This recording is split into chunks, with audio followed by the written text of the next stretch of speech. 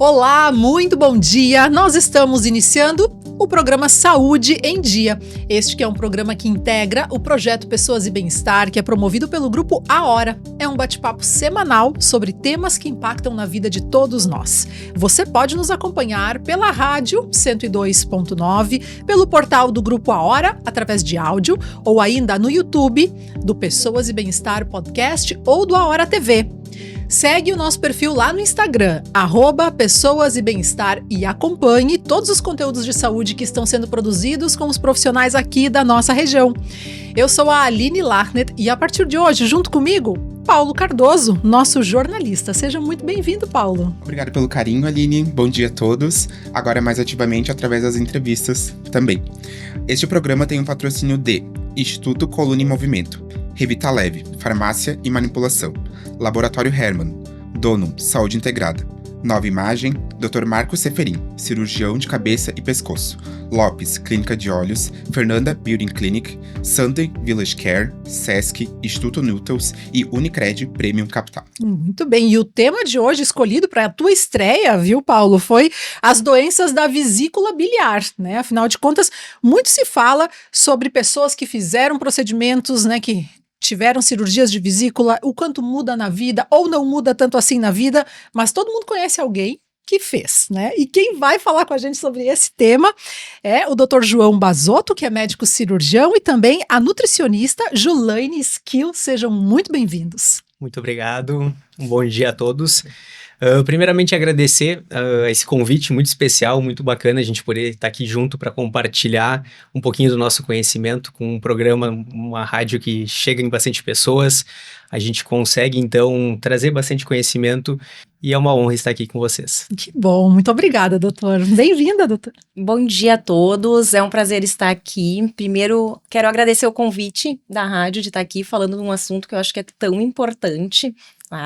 Eu acho que falar sobre alimentação no aspecto das doenças da vesícula é muito importante. Eu fico honrada de estar aqui com vocês e um bom dia para todos os nossos ouvintes. Com certeza vai ser uma manhã cheia de informação importante, curiosa muitas vezes, né? Com certeza. Porque gera curiosidade, né? Isso aí. Doutor João, vou começar contigo para que tu possa nos explicar o que é, então, afinal, a vesícula biliar, qual é a função desse órgão no nosso corpo? Então tá, isso com certeza gera bastante dúvida, né, Aline? Primeiramente, o que é a vesícula biliar? A vesícula biliar faz parte da nossa via biliar, que é o sistema como se fosse um encanamento que faz a drenagem da bile que é produzida dentro do nosso fígado para o intestino para fazer a digestão dos nossos alimentos, tá? A vesícula biliar faz parte de tudo isso e ela serve como um sistema de armazenamento de bile. A vesícula biliar, ou seja, ela não produz nada, ela apenas armazena, tá?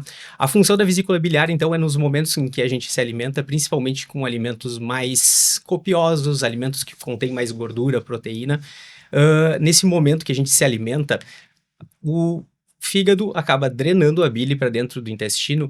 De 30% a 20% dessa bile que teria que ser excretada é armazenada dentro da vesícula biliar para a gente liberar ela posteriormente dentro do nosso intestino. Então, de forma geral, a vesícula biliar é um setor de armazenamento de bile para o nosso organismo. A gente precisa dela, de fato, funcionando muito bem. Sim, com certeza, tá? Ela é um órgão, tá? Que ela tem a sua função, tá? A gente precisa dela para a nossa digestão, mas ela não é essencial. A gente consegue viver sem a vesícula biliar. Isso é um ponto bem importante. Há algum outro órgão que daí supre ela ou daí esse sistema para de funcionar? Aí que tá. O sistema de armazenamento através da vesícula biliar, a partir do momento que a gente retira, não vai mais funcionar. Mas a nossa digestão continua a mesma. Por quê? Quem produz a bile é o fígado. Então, essa bile continua sendo produzida pela bile e chega no nosso intestino nos momentos que a gente precisa. A gente só não vai ter a forma de armazenamento de bile. Muito bom. E a alimentação está muito ligada a esse órgão, né? Com certeza, né? Então, a gente tem a questão, como o doutor João vinha falando, da vesícula ser um reservatório, digamos assim, né? Isso daí. Quando a gente tem a vesícula e a gente se alimenta com alimentos ricos em gordura ou com mais concentração de gordura, a vesícula vai liberar essa bile para ajudar na digestão dessas gorduras. Quando a gente não tem a vesícula, essa bile ela vai chegar até o intestino, mas ela vai chegar de uma forma mais contínua. não vai ser num jato, digamos assim, não vai ser o valor total, o volume total dela não vai chegar naquele momento que a gente se alimentou, né? Então essa é a grande diferença, a gente continua tendo a produção da bile, a gente vai receber isso no nosso intestino, mas isso vai chegar de uma forma um pouco mais contínua e não num único momento onde que se torna mais eficiente, digamos assim, né? Acho que sim, podemos falar assim. Isso, acho que se torna mais eficiente na questão da digestão, porque a bile, acho que ela pode ser dita assim, conforme a gente vai pensar na digestão, ela pode ser usada como se fosse um detergente para ajudar, com certeza, na absorção das gorduras. Então, a gente vai ter isso, mas não numa forma contínua. Então, às vezes, o que acontece? Acaba reduzindo a eficácia, né, dessa enzima para fazer a digestão da gordura. Então, a digestão fica mais difícil, mais demorada e vai causar problemas. Vai causar problemas cômodos. Não. Acho que não. Problemas, né? Não podemos citar como problemas, tá? A gente vai acabar perdendo a nossa anatomia normal, a nossa fisiologia básica, tá? Mas a gente sabe que quando a gente precisa tratar a vesícula biliar, o benefício compensa o risco desse tratamento, tá? E a gente sabe que vai ter a chegada da bile no intestino da mesma forma do que se a gente tivesse a vesícula biliar, tá? Pode ter alguma alteração, sim, porque a gente não tem mais aquela nossa anatomia fisiológica, aquilo que a gente nasceu para ter para funcionar. Perfeito. Só que a gente aprendeu ao longo de todo esse avanço da medicina que ter ou não ter a vesícula não traz diferença e não traz prejuízo para o paciente. Ou seja, esse paciente que fez a retirada da vesícula biliar, ele vai continuar tendo uma vida normal, vai ter uma absorção normal de todos os seus nutrientes, tá? E isso é uma coisa muito importante. Tem pessoas que acham que por retirar a vesícula biliar, a gente não vai conseguir absorver os nutrientes de uma forma que a gente absorvia antes. Mas não, isso é um mito, isso é uma mentira. Por quê? A gente consegue fazer a digestão dos nossos nutrientes da mesma forma, tá? Principalmente pensando em gordura, tá? Sim. A gente vai ter essa absorção e vai ter a absorção de todos os outros nutrientes, tá? Tem muitas pessoas que falam, eu vou tirar a vesícula biliar e não vou conseguir mais absorver vitaminas, preciso suplementar. Tá aí outro ponto mega importante, tá? O paciente que faz o tratamento da vesícula ou a retirada da vesícula biliar não vai perder em nada em absorção de nutrientes, em macro, micronutrientes. Então, ele vai ter uma vida normal, tá? Não tem como a gente dizer que a anatomia dele não vai ser modificada. Claro que vai, ele sofreu um procedimento cirúrgico, mas em questão de absorção, de cuidados alimentares, isso aí não muda nada. Ele vai ter uma vida normal. Doutor, quais são os primeiros sintomas? Sim, então isso é bem interessante, tá? Sempre quando a gente pensa em patologias da vesícula biliar, tá? Os principais sintomas que os pacientes vão nos trazer no consultório é dor, principalmente no lado direito, superior direito do nosso abdômen, tá? Acontece após a ingestão de alimentos mais gordurosos ou pode ser... Isso. Então, assim, sempre que a gente fala na questão da vesícula biliar, sempre vai ter relação com a alimentação, tá? Esse paciente vai ingerir uma comida, normalmente uma comida, é aí que tá a questão. Não é sempre só gordura, tá? Então, ele vai se alimentar em torno de mais ou menos 10 a 15 minutos depois, que é o momento que a gente precisa que a vesícula funcione, esse paciente vai ter um acometimento principalmente de dor, tá? A dor localizada, então, no abdômen direito, na parte superior, tá? Normalmente uma dor incólica, uma dor de forte intensidade, tá? Podendo ou não estar associada a náusea e vômito, tá?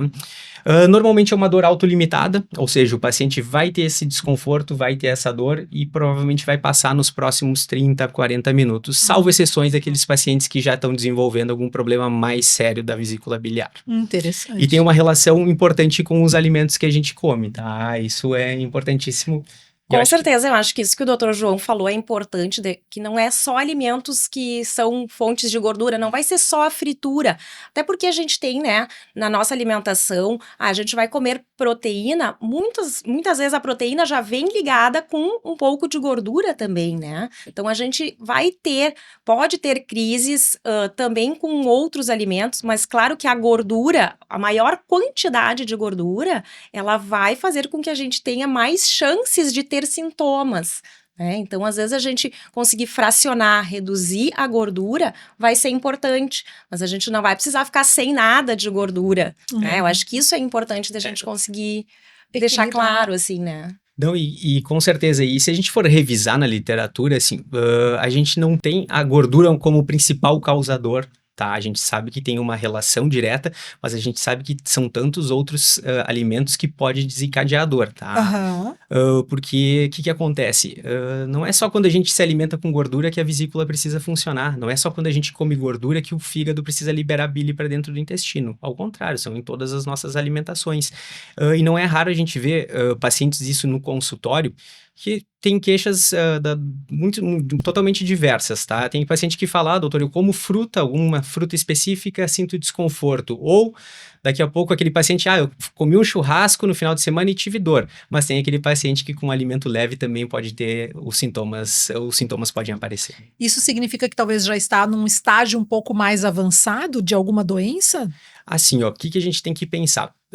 Se a gente for pensar na epidemiologia da doença da vesícula biliar, praticamente 20%, até 20% da população como um todo pode desenvolver pedras, cálculos na vesícula biliar, tá? Desses pacientes, a gente pode dividir em pacientes sintomáticos, os que vão ter sintomas, e os pacientes assintomáticos, tá?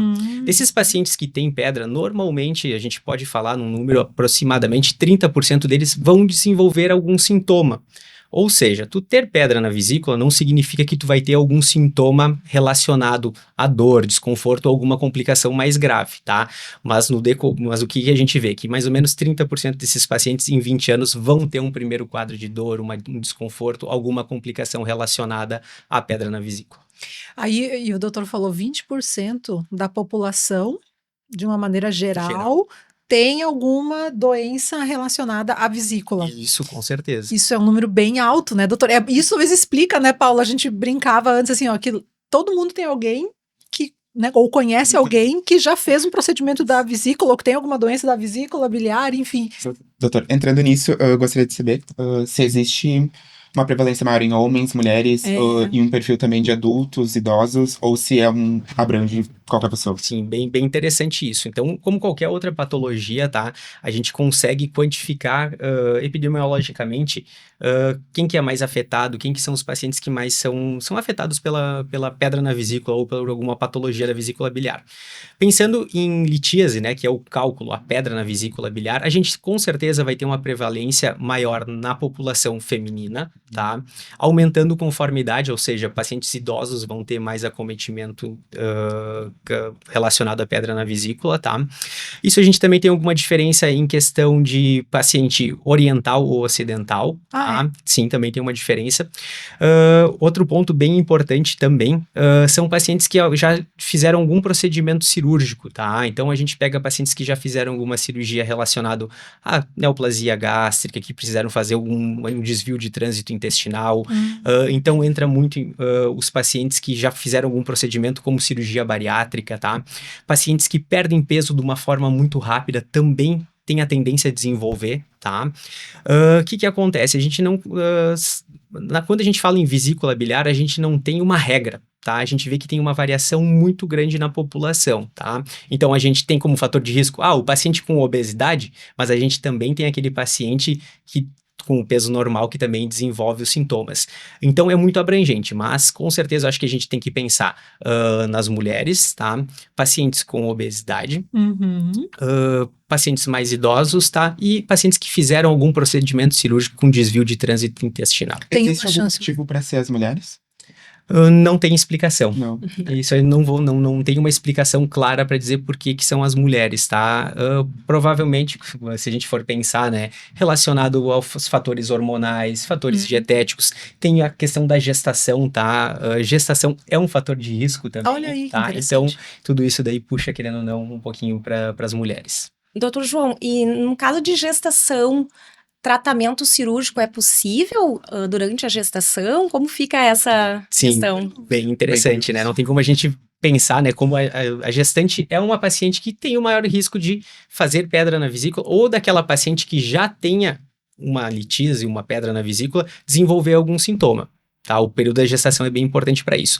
Então, se a gente tem o diagnóstico prévio, ou seja, a paciente é assintomática e ela sabe que tem essa pedrinha na vesícula e ela está pensando em gestar, com certeza eu acho que é um assunto que ela vai ter que trazer para o ginecologista dela, para o obstetra, vai ter que conversar com um cirurgião que faça essa parte, cirurgião do aparelho digestivo ou um cirurgião geral, para ter essa definição. Provavelmente ela vai ser uma candidata a realizar o tratamento cirúrgico antes da gestação e até mesmo sendo assintomática. Tá? Isso é uma questão interessante, porque vamos lá. O doutor falou que nem todo mundo tem sintomas. Como é que eu sei se eu vou ter uma pedra na vesícula ou não? Não vai ter como saber. Isso a gente vai conseguir através de exames de rotina. E aí entra a importância da gente estar sempre tendo um cuidado, tá? Então, claro que a gente não tem uma indicação clara de quando começar a fazer um exame para investigar pedra na vesícula. Isso especificamente. Ele não vai aparecer num exame de sangue normal desses de rotina que eu faço. O exame de sangue não vai aparecer. Aonde que a gente vai ver essas alterações? Principalmente no exame de ecografia abdominal, tá? A ecografia é o melhor exame para a gente ver a vesícula biliar. Então, é aquele exame que normalmente a gente faz de rastreio, que a gente está fazendo o nosso check-up, a gente acaba fazendo uma ecografia abdominal, assim como a gente faz exames de sangue, exames cardiológicos, e ali pode surgir no paciente que é assintomático. Então, ser um achado totalmente incidental. Tá?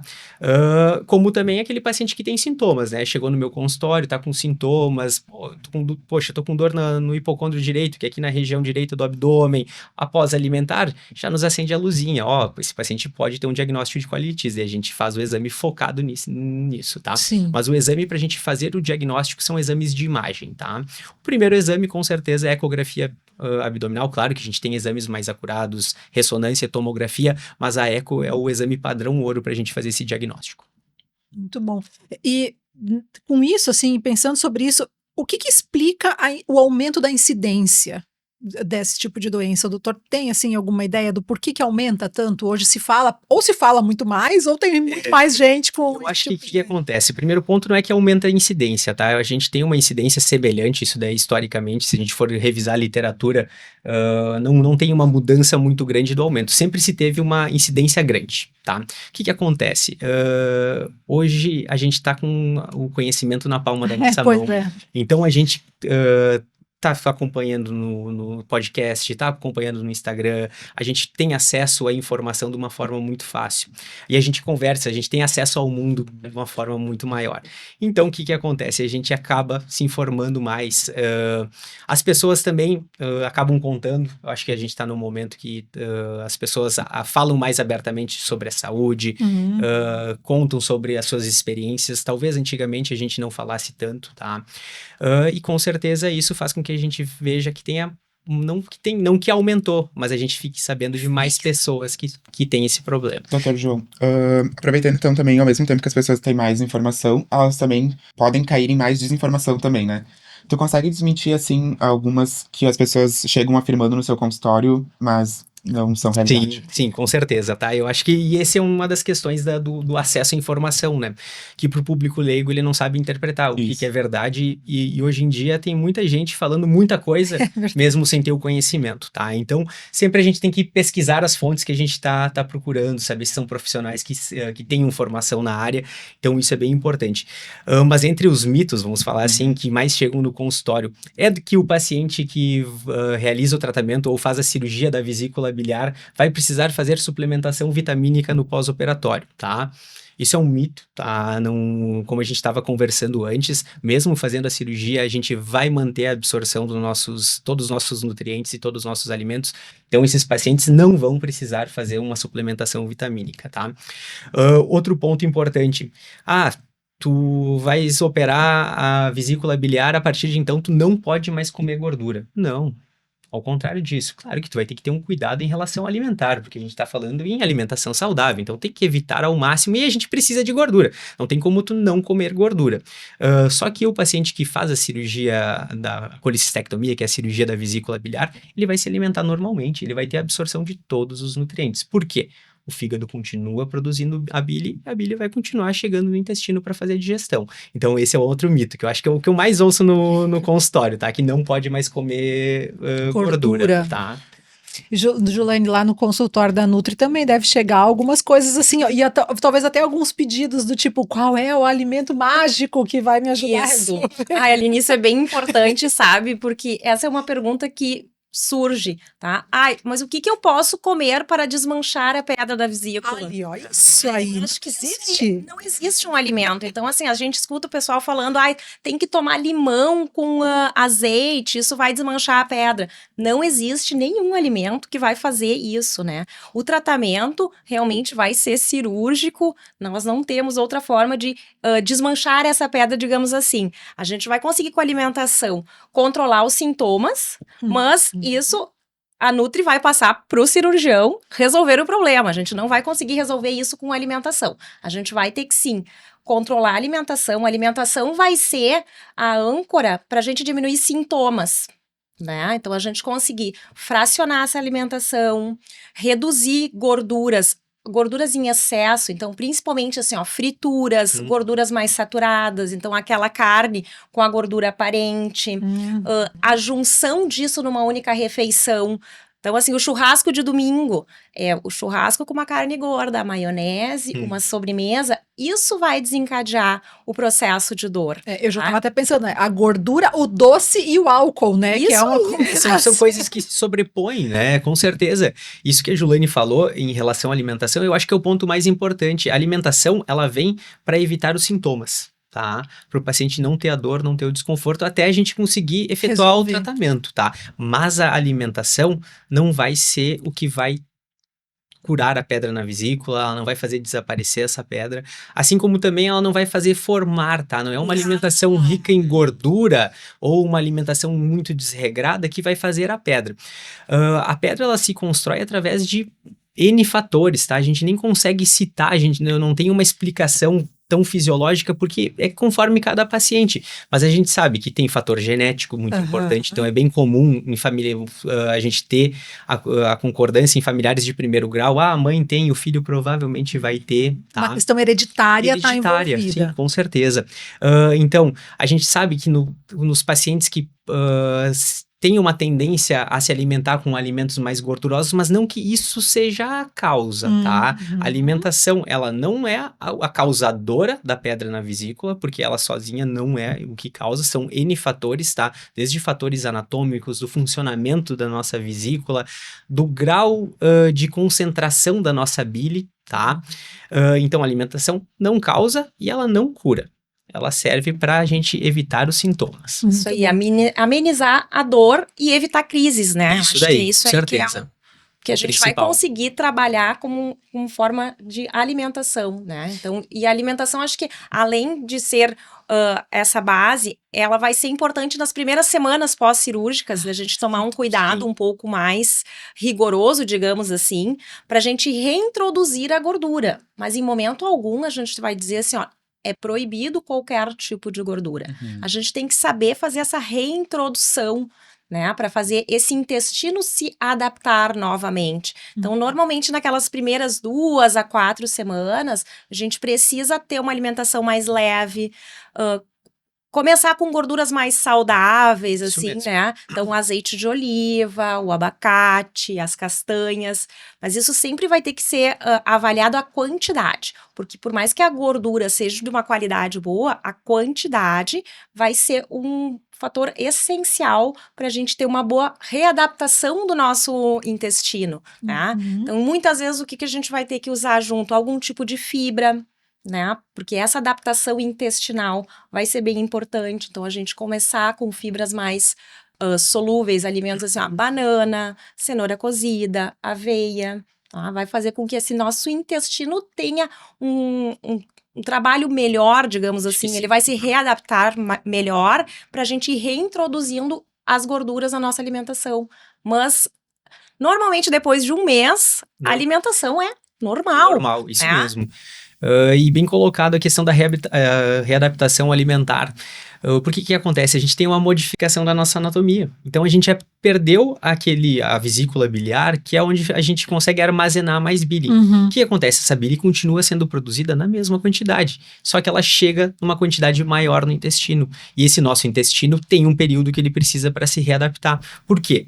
Essa bile que a gente utiliza, ela é quase toda reabsorvida pelo nosso intestino. Então, chegando mais, ele vai ter que se preparar para absorver melhor isso. Então, normalmente, quando a gente tem algum sintoma relacionado relacionado à alimentação no pós-operatório, quando a gente fala alguma coisa de diarreia, alguma alteração alimentar, normalmente nos primeiros 30 dias. Tá? Após isso é muito difícil, porque é normalmente o período que o intestino, o nosso organismo se readapta a essa novidade, que é a bile chegando numa maior quantidade no nosso intestino. Interessante.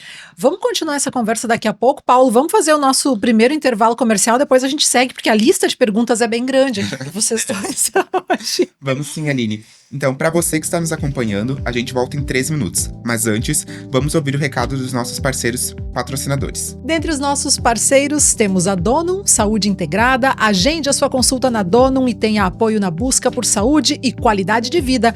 A Revita Leve, Farmácia e Manipulação, cuide deste lugar bonito chamado você. Instituto Coluna em Movimento, tratamento para hérnia de disco e nervo ciático, sem medicação ou cirurgia, com resultado imediato e duradouro. Laboratório Hermann, a confiança que você precisa, o cuidado que você merece, e Unicred Premium Capital, conectando forças para construir o futuro. Intervalo e a gente já volta? Sim. Espaço Terapêutico Luz Down. Mais que aliviar dores, é regenerar corpo e alma. Reiki, acupuntura, barras de axis, constelação familiar, yoga e muito mais. Reconecte-se com sua essência. Espaço Terapêutico Luz Dalma. Agende sua avaliação. No Sunday Village Care Residencial para idosos, seus pais recebem cuidado 24 horas, atenção especializada e carinho todos os dias. Cada morador vive com autonomia, segurança e qualidade de vida. Sunday Village Care. Cuidar de quem cuidou de você é o maior gesto de amor. A partir dos 25 anos, o corpo reduz a produção de colágeno cerca de 1% ao ano. Na Fernanda Beurin Clinic, ciência e tecnologia se unem para estimular essa proteína naturalmente. Mais que estética, é cuidado com saúde, autoestima e bem-estar. Nos siga no Instagram, @Fernanda Beurin Clinic. A Clínica Estrela Brasil cuida da sua audição com as melhores marcas de aparelhos auditivos, acompanhamento personalizado e tecnologia com mais de 25 anos. Agende sua consulta e acesse clinicaestrelabrasil.com.br. Cuidar da saúde da sua família é essencial. Com o Dr. Juliano Moreira, médico da família, você tem um cuidado integral, humanizado e voltado ao tratamento e à prevenção em todas as fases da vida. Agende sua consulta. Sua pele mais bonita e elegante, mesmo com o passar do tempo. Com a doutora Thaís Cachafeiro, dermatologia é sinônimo de cuidado, naturalidade e resultados seguros. Agende sua avaliação. Acesse o Instagram dermato_Thaís e saiba mais. Percebeu algum nódulo no pescoço? Tem alguma dificuldade de engolir? Fique atento aos sintomas, porque pode ser um problema na tireoide. Isso tem tratamento e o diagnóstico médico é fundamental. Dr. Marcos Seferin, cirurgião de cabeça e pescoço. Referência em cirurgia da tireoide. Contate pelo 996363788. Confie o cuidado da sua visão ao médico oftalmologista, o único profissional competente, capacitado e habilitado para cuidar com excelência do seu sentido mais precioso. Lopes Clínica de Olhos. Diretor técnico Dr. Pedro Henrique Lopes, médico oftalmologista, especialista em cirurgia de catarata e refrativa laser, CRM 38482. Lazer pede disposição e mais tempo em família. Pede, lazer pede energia pra treinar na academia. Lazer pede aventura, pede diversão. Lazer pede experiência e conexão. Lazer pede Sesc, lazer pede Sesc, lazer pede Sesc, pede. Lazer pede Sesc. O que o seu lazer pede? Pede Sesc. Cuidar da saúde está no DNA da Donum. Com saúde preventiva individualizada, medicina de precisão e nutrigenética, oferecemos o que há de mais avançado para o seu bem-estar. Painéis genéticos e exames moleculares com atendimento humanizado. Donum, saúde integrada. Agende sua consulta. Precisa de ressonância magnética? No Centro de Diagnóstico Nova Imagem em Teutônia, seus exames são avaliados por radiologistas especializados com laudos precisos, credenciados pelos principais convênios como IP e Unimed e com agendamento facilitado. Nova Imagem, atendimento humanizado e tecnologia de ponta. Agende agora, novaimagemc.com.br. Busca qualidade e confiança para os seus exames laboratoriais. Há mais de 60 anos, o Laboratório Hermann usa conhecimento e tecnologia para garantir resultados precisos e rápidos. Laboratório Hermann, a confiança que você precisa, o cuidado que você merece. Acesse labhermann.com.br.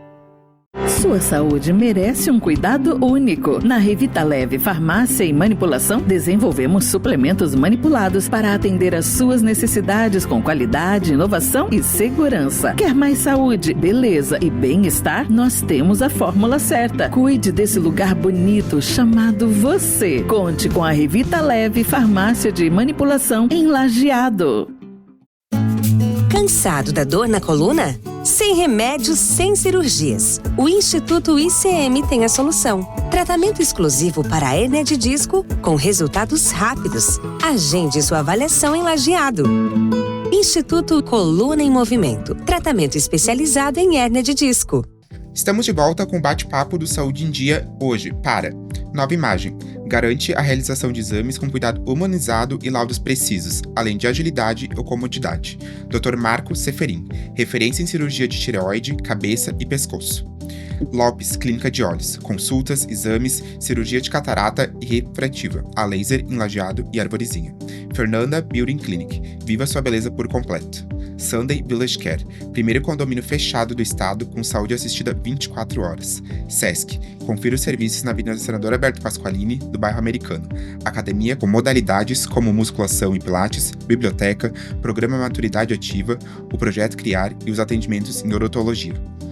Tá cansado de perder peso e depois engordar de novo? Chama o Instituto Nutrius. Acompanhamento médico completo feito sob medida para você. Muito bom, o nosso tema hoje é vesícula biliar e as doenças que podem acometer esse órgão. Então estão com a gente o Dr. João Bazotto, que é médico cirurgião, e a nutricionista Julaine Skill para esse bate-papo. E ouvindo vocês falar no primeiro bloco, que um dos principais sintomas, né, doutor, é a dor. E eu fiquei pensando que pode ser facilmente confundido com outras coisas. É um diagnóstico difícil de se chegar? Então, normalmente não é um diagnóstico difícil de se chegar. No paciente que tem sintomas clássicos, a gente consegue fazer esse diagnóstico de uma forma muito fácil, tá? Porém, são aqueles pacientes que têm uma dor inespecífica. Isso daí acaba sendo um pouquinho difícil no consultório. Que é aquele paciente que não sente a dor após a alimentação, ou que a dor que ele sente não é no local referido, onde fica perto da vesícula biliar. Então, são nesses momentos que a gente acaba podendo ter algum diagnóstico errado. Então, não é comum a gente ter no consultório pacientes que vêm tratando há muitos anos um quadro de gastrite, síndrome do intestino irritável, posso citar várias patologias e em nenhum momento foi estudado, foi olhado a vesícula biliar dele.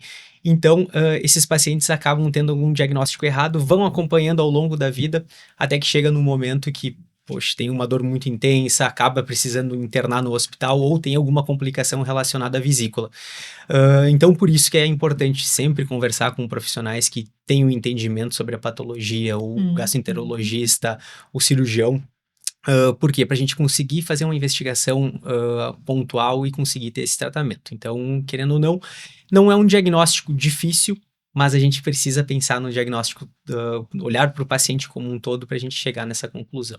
Eu acredito que até nas Nutris, né, Julaine, hoje em dia, assim, as pessoas procuram Nutris por diversas razões, e aí conforme voltam, assim, os retornos, né, do atendimento, de como é que tu se sente depois da alimentação, até para as Nutris deve chamar atenção, né, esse tipo de sintoma. Com certeza, porque eu acho que dos sintomas que a gente acaba chegando até a gente, muitas vezes a gente vai modificar a dieta pensando numa gastrite. E aí a gente modifica a dieta, a pessoa modifica estilo de vida e continua a dor, né? Então a gente vai ter que buscar outras alternativas para a gente conseguir chegar até o ponto correto. E muitas vezes, para nós, como nutricionistas, né, é difícil, até porque fazer diagnóstico não está dentro das nossas funções, mas a gente precisa ter o olhar sobre isso e saber para quem a gente vai encaminhar. Exato. Né? A gente conseguir identificar que algo não está certo, mesmo a gente fazendo as mudanças que devem ser feitas, e a gente conseguir encaminhar isso para profissionais competentes, né, que, dentro das suas áreas de atuação. Então, acho que isso é bem importante. Eu acho que isso é o mais bacana, né? E entra no papel da nutricionista. Poxa, ela não faz o diagnóstico, mas porém ela vai conversar com esse paciente e ela vai entender, ligou uma luzinha de alerta, vai chamar a atenção dela. Olha só, a gente precisa talvez ter uma segunda opinião, conversar com outro profissional. Então, hoje quando a gente fala em saúde, a gente tem que pensar na multidisciplinariedade, tá? Que é conversar entre várias áreas. É o cirurgião pedir ajuda, opinião para nutricionista, a nutricionista conversar conosco, porque nesse ponto a gente consegue fazer diagnósticos melhores, consegue acolher o paciente de uma forma melhor e ter um tratamento bem mais eficaz. Muito bom. Em que momentos existe uma situação de urgência ou emergência que vai fazer alguém parar no hospital por causa de uma dor da vesícula? Então, isso é o mais importante quando a gente fala em vesícula biliar, tá? Como a gente falou, a grande maioria dos pacientes são assintomáticos, tá? Mas mesmo pacientes que não têm sintomas, até 30% deles vão desenvolver alguns sintomas, tá? E a gente pode dividir esses sintomas em sintomas que causam apenas a dor, tá? A cólica biliar, que é aquele paciente que se alimenta e sente desconforto, só que a tendência é sempre dessa dor ir piorando, tá? Esse paciente pode fazer um quadro de infecção da vesícula biliar, ou seja, essa pedrinha vai lá e obstrui a vesícula biliar e ela não funciona mais, podendo fazer uma infecção, ou seja, uma dor que não melhora. O paciente provavelmente vai ter que procurar atendimento médico numa emergência, e é um paciente que vai ter que fazer uma cirurgia de emergência, tá? Outras complicações que a gente tem, que não são incomuns e a gente vê bastante na nossa prática clínica, é a migração dessas pedrinhas, tá? Essas pedrinhas que estão dentro da vesícula biliar, elas podem migrar para o canalzinho da bile, para a árvore biliar. E isso é um problema, porque esse paciente, quando tem essa migração dessa pedrinha, ela pode trancar nesse encanamento. Então, a bile não chega mais no intestino e fica retida dentro do fígado, e no segundo momento vai para o sangue, que é aquele paciente que tem o amarelão, fica com a urina super escura, tem uma coloração das fezes mais esbranquiçadas, tá? Então, isso é uma emergência, o paciente tem que retirar essa pedra do canalzinho da bile com uma certa urgência, com uma certa brevidade. E outra complicação super comum e muito grave também é essa pedrinha migrar e trancar lá no canalzinho do pâncreas, porque eles têm ligações, e o paciente fazer o que todo mundo conhece, que é a pancreatite aguda, tá? Que é a inflamação desse pâncreas por obstrução do pâncreas. Então, são complicações muito severas, tá? São complicações importantes que demandam um tratamento rápido e um tratamento muito certeiro, tá? Que são causados todos eles por essas pedrinhas. Então, essas pedrinhas na vesícula não são simplesmente só um cálculo, ela pode nos trazer umas complicações muito sérias, tá? De pacientes que às vezes têm que ficar muito tempo internada. Então, sem dúvida nenhuma, quando a gente faz o diagnóstico, o paciente já sabe que tem as pedrinhas, mesmo assintomático, ele tem que estar ciente que no momento que ele tiver uma dor, um desconforto, ele precisa procurar atendimento. Quanto mais tempo ele demorar para chegar no atendimento, consultar com um médico ou ir para uma emergência, mais grave vai se tornar isso, podendo a gente chegar a quadros bem sérios mesmo, que é o quadro da pancreatite aguda, o quadro da coledoculitíase, que é a pedrinha no canalzinho da via biliar. Doutor, me despertou uma curiosidade, porque tu falou da movimentação das pedras, elas podem variar de tamanho? Sim, variam, tá? A gente tem pedras que podem chegar a 3, 4, 5 centímetros às vezes, e a gente também tem os cálculos muito pequenos, que a gente chama de microcálculos, que são pedrinhas minúsculas, tá? E também tem o barro biliar. O que é esse barro biliar? São formados por pedras muito pequenas, tá? Como se fosse um barro mesmo, como o nome propriamente diz, que também pode causar sintomas, tá? Então, não é incomum a gente ter pacientes sintomáticos que a gente vai fazer a ecografia ou os exames diagnósticos e a gente não enxerga a pedra propriamente dita, mas a gente vê microcálculos, vê esse barro biliar, e isso também nos leva a ter que tratar essa vesícula. E indiferente do tamanho, a cirurgia desde o princípio, ou quando se trata do barro ou das micros, vocês optam por outro tratamento? Assim, como é que funciona, tá? Principalmente no tratamento, a gente tem que dividir em 2 grupos, tá? O paciente que fez o diagnóstico de pedra na vesícula. O paciente que tem sintomas e o paciente que não tem sintomas. Certo. Por via de regra, o paciente que tem sintomas sempre vai ter que fazer o tratamento cirúrgico, tá? Salvo exceções, né? A gente vai pegar um paciente muito debilitado, aquele paciente que não vai suportar uma cirurgia, tá? Mas pacientes sintomáticos é igual a cirurgia, tá? Pacientes assintomáticos não são todos que são operados, tá? Por via de regra, são pacientes que a gente pode acompanhar, tá? Mas aí que entra a questão de conhecer o paciente, de conhecer a história de vida dele. Por quê? Daqui a pouco esses pacientes nós vamos ter que operar, ou porque se tem cálculos muito grandes, ou cálculos muito pequenos que tem a chance de migrar para o canalzinho da bile e a gente ter uma complicação muito grave. Daqui a pouco são pacientes que viajam muito, vão para o exterior, tá em algum lugar que não tem recurso no caso de ter alguma crise. Então, no paciente assintomático, a gente tem que ter uma decisão, tem que avaliar cada caso, tá? A cirurgia não é mandatória, mas ultimamente a gente está sendo um pouquinho mais cirúrgico nesses casos, porque as complicações são muito sérias e a gente sabe que a cirurgia hoje está muito segura. Então, a cirurgia a gente consegue ter um tratamento muito bom, o paciente consegue voltar muito rápido para as atividades do dia a dia. Então, a gente prefere tratar esse paciente com uma certa antecedência do que esperar ele ter uma complicação, porque não vamos esquecer aquilo que eu falei. 30% desses pacientes vão ter algum sintoma. Tá? Ao longo dos anos, o sintoma pode vir a aparecer. Bom, então já está respondida a minha dúvida, que é assim, descobri que tenho uma pedra na vesícula, não tenho dor, deixo assim, vivo com ela, não necessariamente. Não é assim, tá? Não é necessariamente, não é assim. Eu acho que vale a pena uma avaliação, tá? Como eu te falei, como eu conversei antes, tem que individualizar. Não é todo paciente que a gente vai operar, principalmente quando a gente fala em assintomático, mas tem muita coisa que a gente tem que levar em consideração, tá? Desde as doenças do paciente. Então, o paciente diabético, que é um paciente que tem mais chance de ter uma complicação, uma colicistite, uma pancreatite, um paciente com obesidade. Então, nesse ponto, a gente tem que avaliar muito bem cada caso. Mas assim, não ter sintomas não significa que não precisa tratar. Tá, então eu acho que por isso que vai ser muito importante tu acompanhar muito bem isso e conversar com profissionais qualificados. Mas nesses casos, um cuidado extra na alimentação também tá valendo. Tá valendo, com certeza, porque aí a gente vai entrar naquilo que a gente já conversou antes, né? A gente vai controlar sintomas, né? Como o Dr. João comentou antes, não vai ter um alimento que vai formar o cálculo, né? Mas a gente tem um estilo de vida mais saudável, uma alimentação mais equilibrada, diminui a chance disso vir a acontecer, né? Então, assim, uma resistência insulínica, a gente sabe que isso aumenta a chance, a obesidade aumenta essa chance, então a gente cuidar da nossa alimentação, né? Fazer o básico bem feito, nos exercitar, isso vai trazer benefício.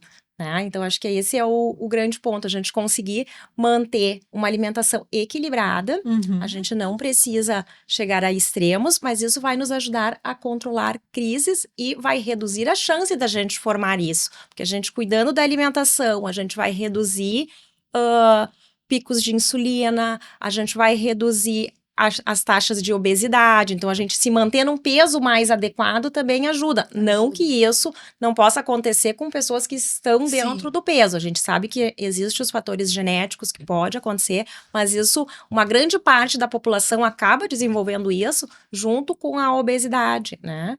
Verdade. Doutor, eu não sei se existem dados sobre isso também, mas as canetas emagrecedoras, elas, quando não recomendadas, elas provocam uma série de problemas. Queria saber se ela também está relacionada a problemas biliares. Eu acho bem importante a gente conversar um pouquinho sobre isso, tá? Porque tem uma relação direta entre questão de obesidade e perder peso com a formação de cálculos biliares, tá? Então, quando a gente fala em obesidade, poxa, a gente está conversando sobre as canetas emagrecedoras, entra a questão da cirurgia bariátrica também e o próprio tratamento da obesidade de forma clínica, tá?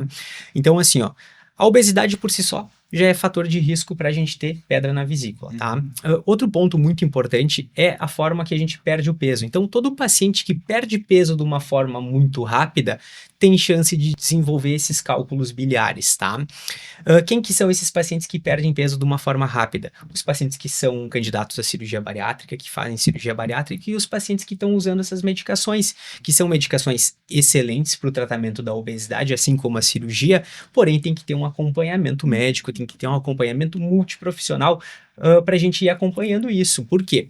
Perder peso de uma forma rápida, tu vai fazer com que tu tenha uma bile mais concentrada, tu tenha alterações hormonais que vão fazer tua vesícula não funcionar de uma forma tão efetiva. Isso daí, então essa vesícula não funciona muito bem, ficando essa bile acumulada dentro da vesícula, e tudo isso são fatores que são relacionados com a formação de cálculo. Então, todos esses pacientes, a gente tem que monitorizar isso e ficar de olho nisso. Então, pacientes que já têm os cálculos previamente, esses tratamentos, tem grande chance de desenvolver sintomas também, porque vai aumentar mais ainda o número de pedras.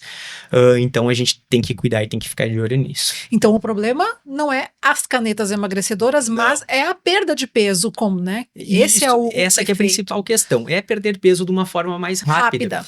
E o que acontece? O paciente que está fazendo um tratamento para obesidade, que está usando as canetas emagrecedoras ou fez a cirurgia bariátrica, esse paciente, obrigatoriamente, ele vai ter que estar acompanhando com uma equipe multidisciplinar. Ele vai ter que estar acompanhando com um nutricionista, com um cirurgião, com um endocrinologista, com um clínico, para a gente observar essa perda de peso.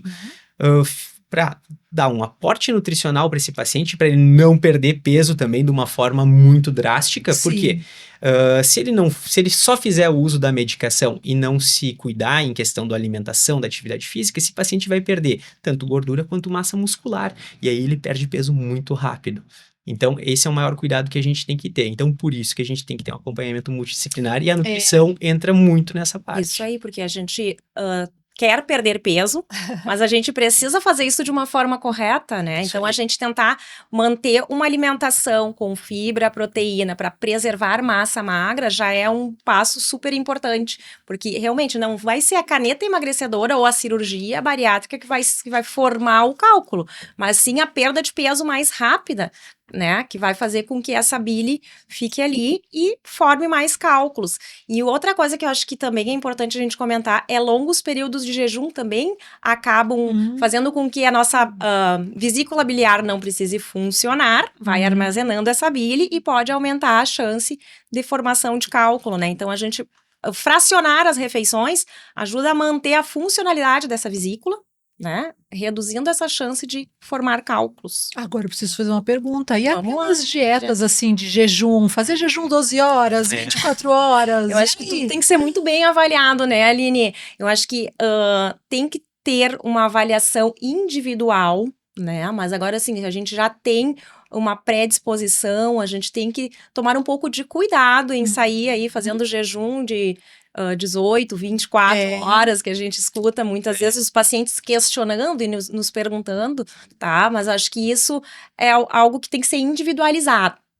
Então, alguns tipos de protocolos de jejum intermitente até acredito que em alguns momentos funcionam, mas agora a gente relacionar isso à formação de cálculo, né, a pedra na vesícula, a gente sabe que a gente aumenta essa chance, porque, né, essa bile vai ficar parada ali na nossa vesícula e não vai ser excretada de uma forma mais recorrente, digamos assim, né? Então, isso vai ser um problema que a gente tem que avaliar. Interessante. Eu acho que aí entra um ponto que a Julaine falou antes, né? É o básico bem feito, tá? A gente tá passando, a gente tá num momento que a gente ouve de tudo, todo mundo fala, a gente tem muitos especialistas. E a gente tá esquecendo o básico, tá? Que é se alimentar de forma correta, se alimentar com produtos in natura, comer um número adequado de vezes por dia.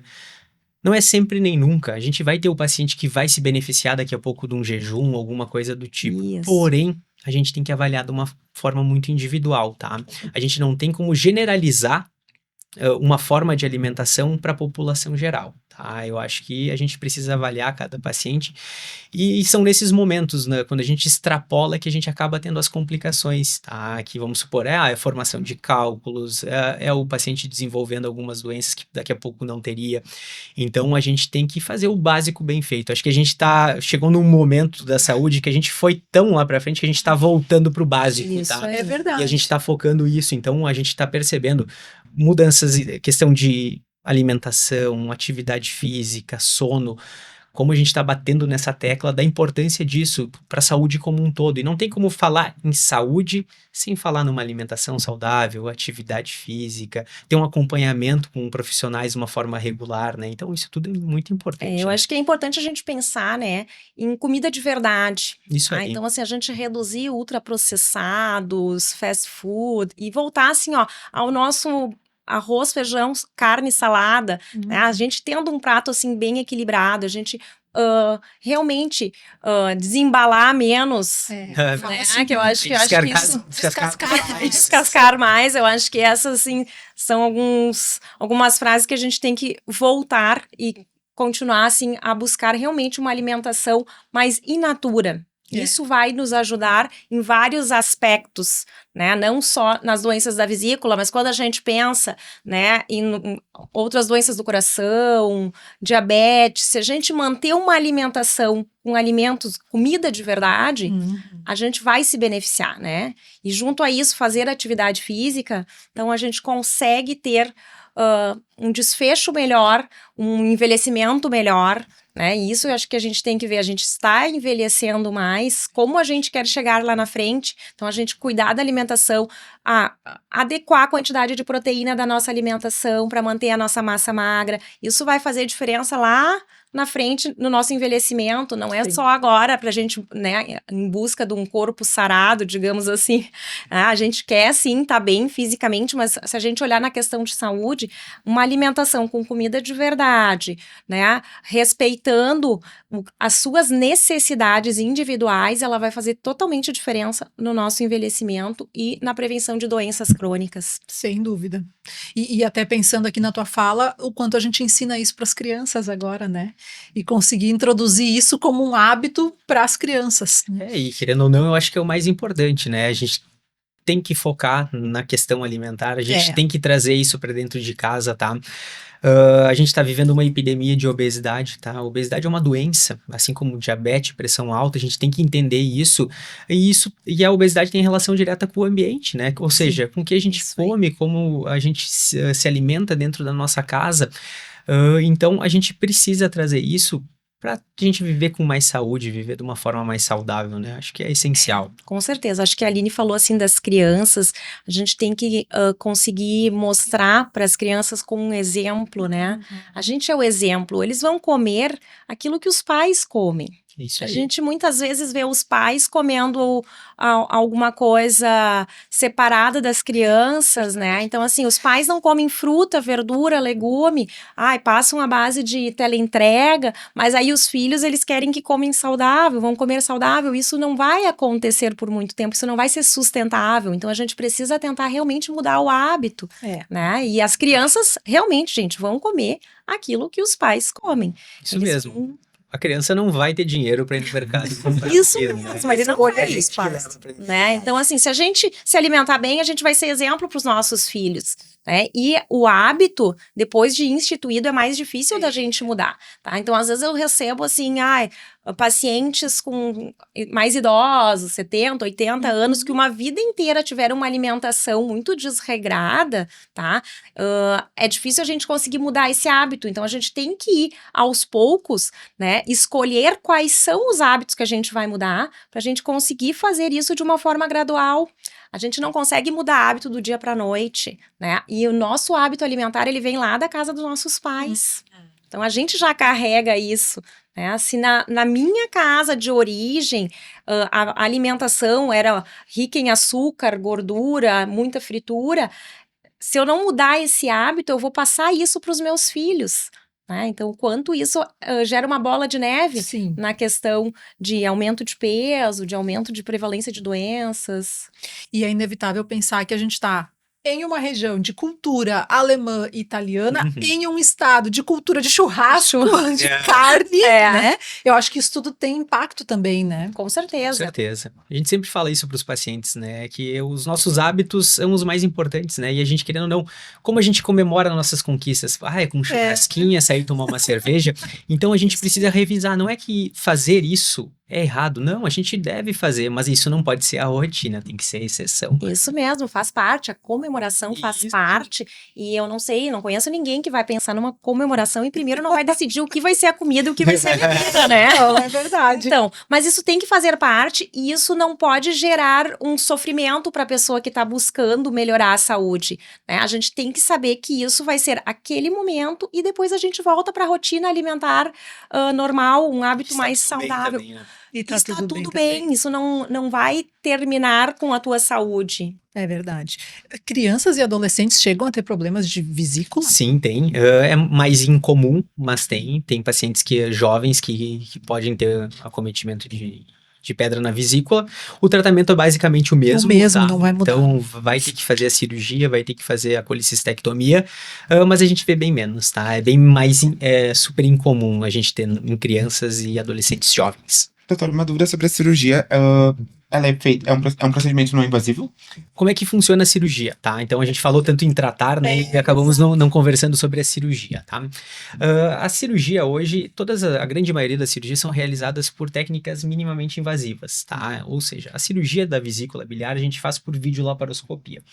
Através de pequenos cortezinhos na barriga, então a gente faz 4 cortes bem pequenos. Bem pequenos que eu falo é de 0,3 a 1 centímetro, tá? A gente consegue acessar a cavidade abdominal e fazer a remoção dessa vesícula biliar, tá? É uma cirurgia que a gente fala que tem um caráter, uma cirurgia de caráter ambulatorial. Ou seja, o paciente opera, fica mais ou menos em torno de 4 horas de recuperação pós-anestésica. Depois dessas 4 horas, esse paciente é liberado para ir para casa, tá? É uma cirurgia que não é agressiva, tá? O paciente consegue voltar às suas atividades de uma forma super precoce. Tá? Então é aquele paciente que opera na sexta-feira, na próxima semana ele já está voltando a trabalhar. Claro, tudo vai depender da recuperação. Da recuperação, mas da profissão também desse paciente, tá? Mas a grande maioria dos pacientes consegue voltar de uma forma precoce para o trabalho. Atividade física, normalmente em 20 dias a gente já está liberando esse paciente para fazer academia leve, corridas até antes. Então é um paciente que consegue voltar às suas atividades muito precocemente. Por quê? A cirurgia evoluiu bastante, tá? E aí entra a questão se a gente for pensar antigamente, que todos os pacientes assintomáticos não eram cirúrgicos. Sim, a cirurgia era totalmente diferente, né? O paciente tinha que internar, ficava às vezes 3, 4, 5 dias internado. Era uma cirurgia feita com um corte na barriga. Hoje não, né? Hoje é totalmente diferente. É uma cirurgia que de anestesia e cirurgia leva em torno de 1 hora. Esse paciente 4 horas depois está indo para casa, vai caminhando, vai ter o dia a dia dele normal dentro de casa. Então, é uma recuperação bem legal. Então, por isso que a gente está indicando um pouquinho mais naqueles pacientes assintomáticos, porque a gente tem uma cirurgia, tem protocolos que fazem com que a gente tenha uma boa recuperação. E além dos cuidados nutricionais, após a retirada, o paciente tem que voltar periodicamente a visitar o profissional? Sim, tem que manter o acompanhamento. Então, assim, normalmente a gente vai falar agora de um paciente que veio fazer um procedimento eletivo. Esse paciente veio com quadro de dor abdominal, consultou comigo, a gente fez todos os exames pré-operatórios, tá? Esse paciente tem que fazer a cirurgia. Então, a gente marca essa cirurgia de uma forma eletiva. Então, esse paciente vai fazer a cirurgia ali no dia. Mais ou menos em torno de 10 a 15 dias de pós-operatório, ele retorna comigo no consultório para a gente fazer uma revisão, ver como é que ele tá, como é que tá o processo de cicatrização dele, ver se ele tem alguma queixa alimentar, se teve alguma alteração em questão de hábito intestinal e tudo mais, tá? Então, é um paciente que volta em 15 dias e depois ele vai ter que ter todo um acompanhamento também, tá? Tanto comigo, ele vai voltar depois 30, às vezes 60. Claro que a gente vai espaçando esse acompanhamento, tá? E algumas exceções, alguns pacientes a gente vai querer acompanhar mais de perto, tá? Mas a grande maioria dos pacientes retorna 15 dias depois da cirurgia, depois 30 dias depois dessa última consulta, e assim vai aumentando periodicamente, tá? E o acompanhamento também nutricional é a mesma coisa. O que acontece? Poxa, esse paciente está com dificuldade de reintroduzir a alimentação, está com alguma questão, aí entra a questão nutricional, a nutricionista para nos ajudar nesse ponto aí. Isso, muitas vezes a gente vai ter, então, uma dieta específica, digamos assim, nessas 2 2 primeiras semanas, 3, para depois voltar para uma alimentação normal dentro de uma alimentação saudável, né? Essa dieta específica, ela é muito, assim, restritiva? Não. Aí que tá. Aí que tá. Eu acho que isso é uma questão importante, tá, Aline? Às vezes a gente fala assim, precisa ter uma dieta leve. As pessoas acham que podem comer uma quantidade muito pequena. E, na verdade, isso não é bem assim. A gente vai, sim, cuidar das gorduras, mas a gente vai ter uma dieta leve. Vamos lá, o almoço pode ser legumes cozidos, um bife de frango grelhado, um arroz ou um purê de batata. Isso já entra dentro de uma dieta leve. O que a gente não vai querer? Um bife empanado, frito, uma pizza, né? Uma pizza, um hambúrguer com batata frita, né? Então a gente tem que evitar isso. Mas então uma dieta leve não quer dizer que tem uma restrição tão grande. E isso também é importante, porque a gente precisa do processo de cicatrização. Sim. Por mais que são só 4 cortezinhos, mas lá dentro a gente precisa passar por um processo de cicatrização. Então a gente ter um consumo de proteína adequado nesse pós-operatório imediato é bem importante. Então por isso que eu acho que a questão confunde muito. Às vezes, eu preciso comer uma dieta leve. E já aconteceu comigo de um paciente sair de uma cirurgia com uma prescrição de uma dieta pastosa e voltar no meu consultório 1 mês depois ainda comendo pastoso. E não é assim. A gente precisa fazer essa evolução. Vai ser o primeiro dia de uma dieta, o primeiro dia, assim, do pós-operatório de uma dieta de uma consistência diferente, mas a partir dali a gente vai ter uma consistência normal, mas a gente vai cuidar bastante com os alimentos mais gordurosos, principalmente frituras. Mas no restante a gente não tem que fazer tantas restrições, tá? Acho que isso é bem importante. Isso eu trago pro meu paciente, tá? Eu sempre explico para ele que isso é muito importante, tá? É a forma que a gente leva a informação pro paciente, tá? Ele é leigo, a gente tem que orientá-lo. Então, assim, é uma dieta leve. Sim, mas o que é uma dieta leve? É a comida do nosso dia a dia. É arroz, é feijão, é carne. A gente vai evitar comida muito gordurosa, vai evitar comer uma pizza, hambúrguer, batata frita. Mas, porém, tu vai ter uma alimentação normal. Sim. Tá? E isso é importante. O cirurgião, eu como cirurgião, explicar para o paciente. Porque senão eu falo, tu tens que ter uma dieta leve. Esse paciente volta comigo daqui 15 dias, daqui a pouco ele tá comendo sopinha por 15 dias, tá? Isso. E não é culpa do paciente, porque ele interpretou dessa forma. Sim. Talvez eu falei em explicar para ele. Por isso que a gente sempre tem que explicar como é que funciona a alimentação, o que é uma alimentação leve, tá? A gente tem que trazer isso para o paciente. Isso de uma forma bem clara, para a gente não confundir, porque eu acho que isso às vezes confunde realmente, né? E a gente manter uma dieta com muita restrição por muito tempo, acho que até piora na questão de recuperação. Sim. Tá? Então, eu acho que isso é importante, a gente precisa fazer essa evolução. Então, a alimentação, dentro de 2, 3 semanas, ela tem que ser uma alimentação normal. Tá? Evitando, sim, as frituras, as gorduras em excesso, mas a gente precisa fazer essa reintrodução o quanto antes. Muito bom. Assim, por quê? A gente precisa ter uma cicatrização, precisa ter uma alimentação balanceada, a gente vai precisar da proteína, do carboidrato e vai precisar da gordura também. A gente precisa de tudo isso, só que tem que ser tudo muito bem balanceado. E como a gente consegue isso? Com uma alimentação saudável, comendo comida de verdade.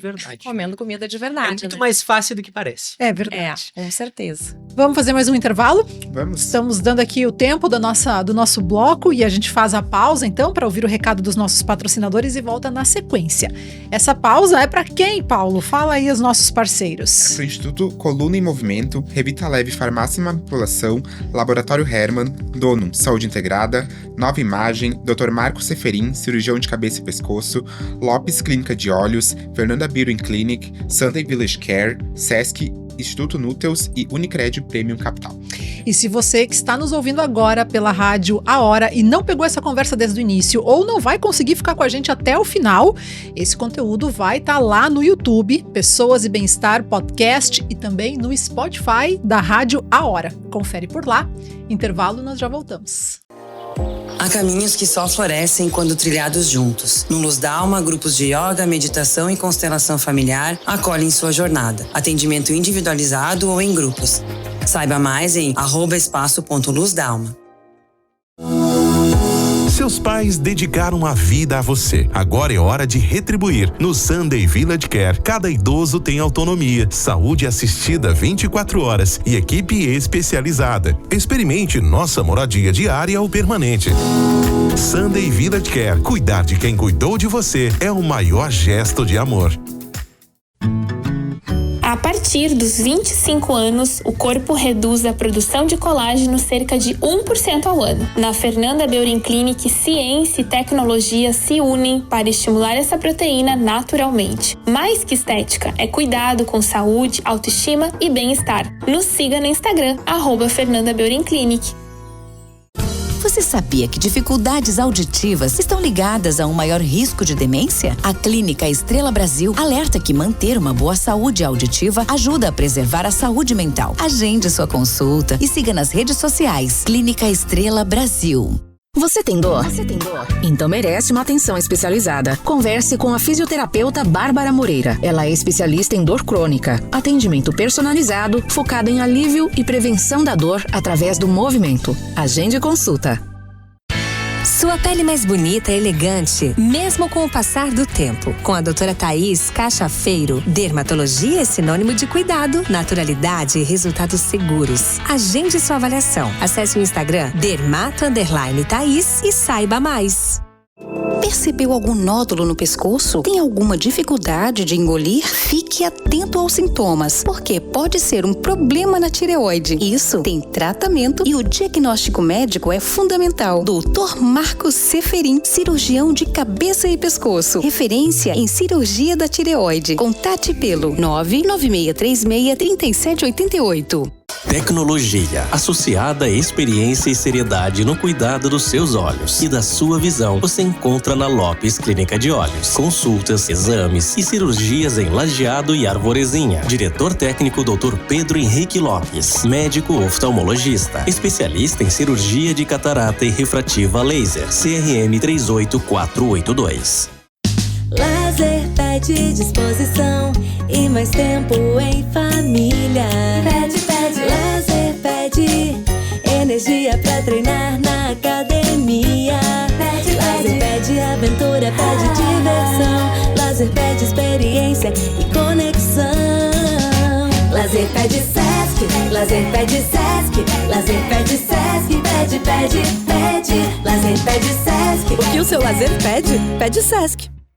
Cuidar da sua saúde está no DNA da Dono. Aqui você encontra o que há de mais avançado para o seu bem-estar. Nutrição, pediatria, fisioterapia especializada, oncologia e prevenção para cuidar de você por completo.